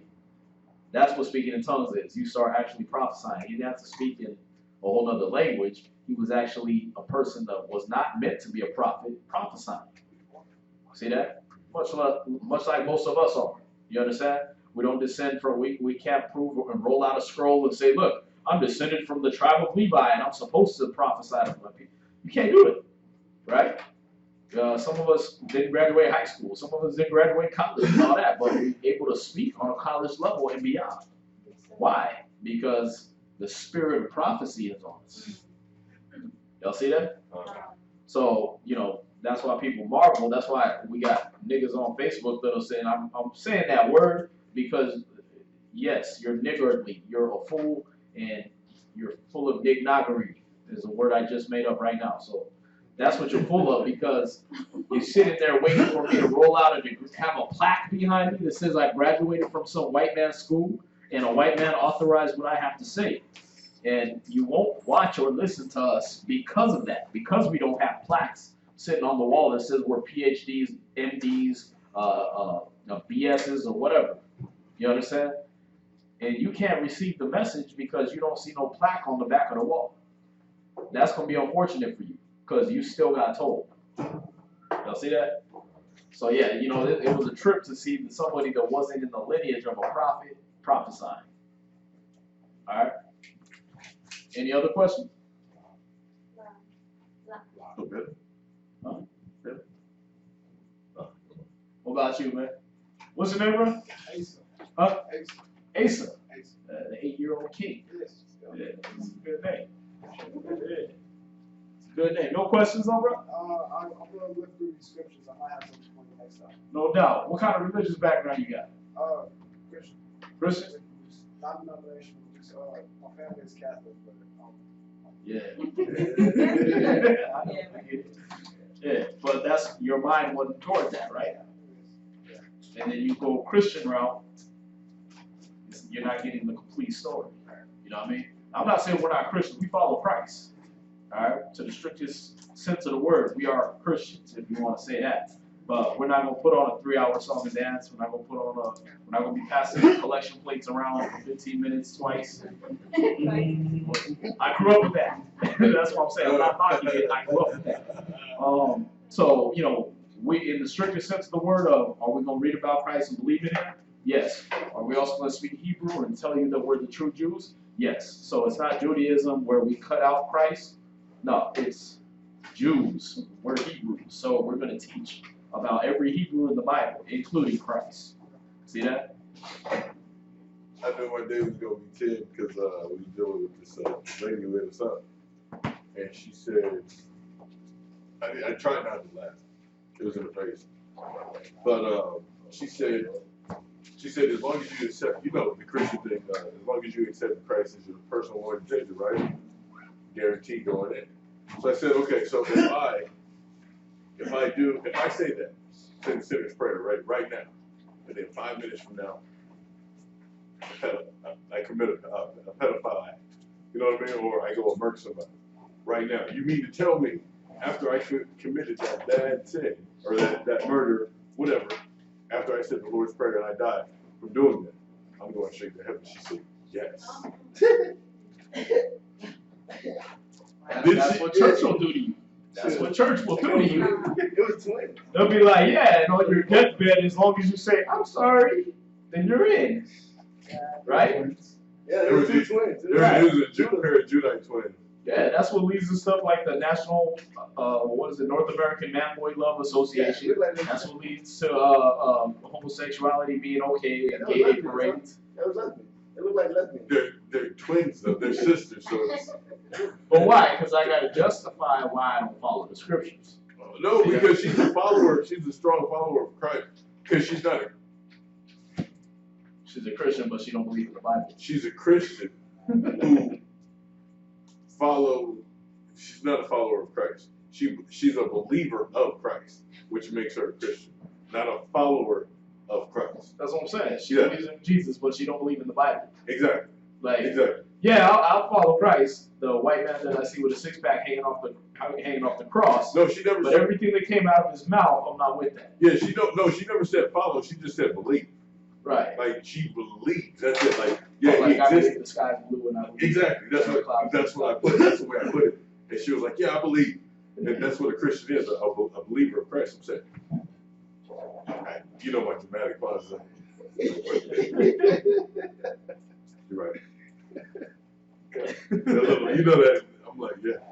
Yeah, you either go that route or the devil also believes. That's what you do. No, You're the devil. I tore her up because she started to get defensive. She was like, well, don't call me a fake Christian because I don't know the Bible like you do. I can't quote scriptures or pull scriptures. I said, you're right, I'm sorry. I retract that. Have a good day. Give me a hug. You're my favorite. Yeah, you gotta do people like that sometimes. Like I said, just be at peace with all men. Yeah. Or dykes or whatever. You Yeah. We're cool. I'm not gonna stone you, but we're not gonna hang out. Yeah. Right. If I need interior decorating advice, I'll call you. But yeah, no, if y'all got any questions for y'all online that stuck with us all this time, appreciate it. We want to say shalom to y'all. And join us Monday and Wednesday, 7 to 10 p.m., Friday, 9 to 11:30 p.m., and then Saturday, noon to 3 p.m. Once again, the donation account for Wells Fargo is 106167. You can donate anything you want to give there, and it's going to go to help with the educational process of your people. Anything else you want to donate, canned goods, clothes, cars, pens, papers, office supplies, hit us up on the email, hiddentruth12, that's hiddentruth12@gmail.com. What else? Oh, Purim's coming up February 23rd. We just did the reading of that on the Saturday Sabbath class that just passed, so you can read all about that in the book of Esther. Well, I guess we're going to say shalom with that. All right? Shalom. Shalom.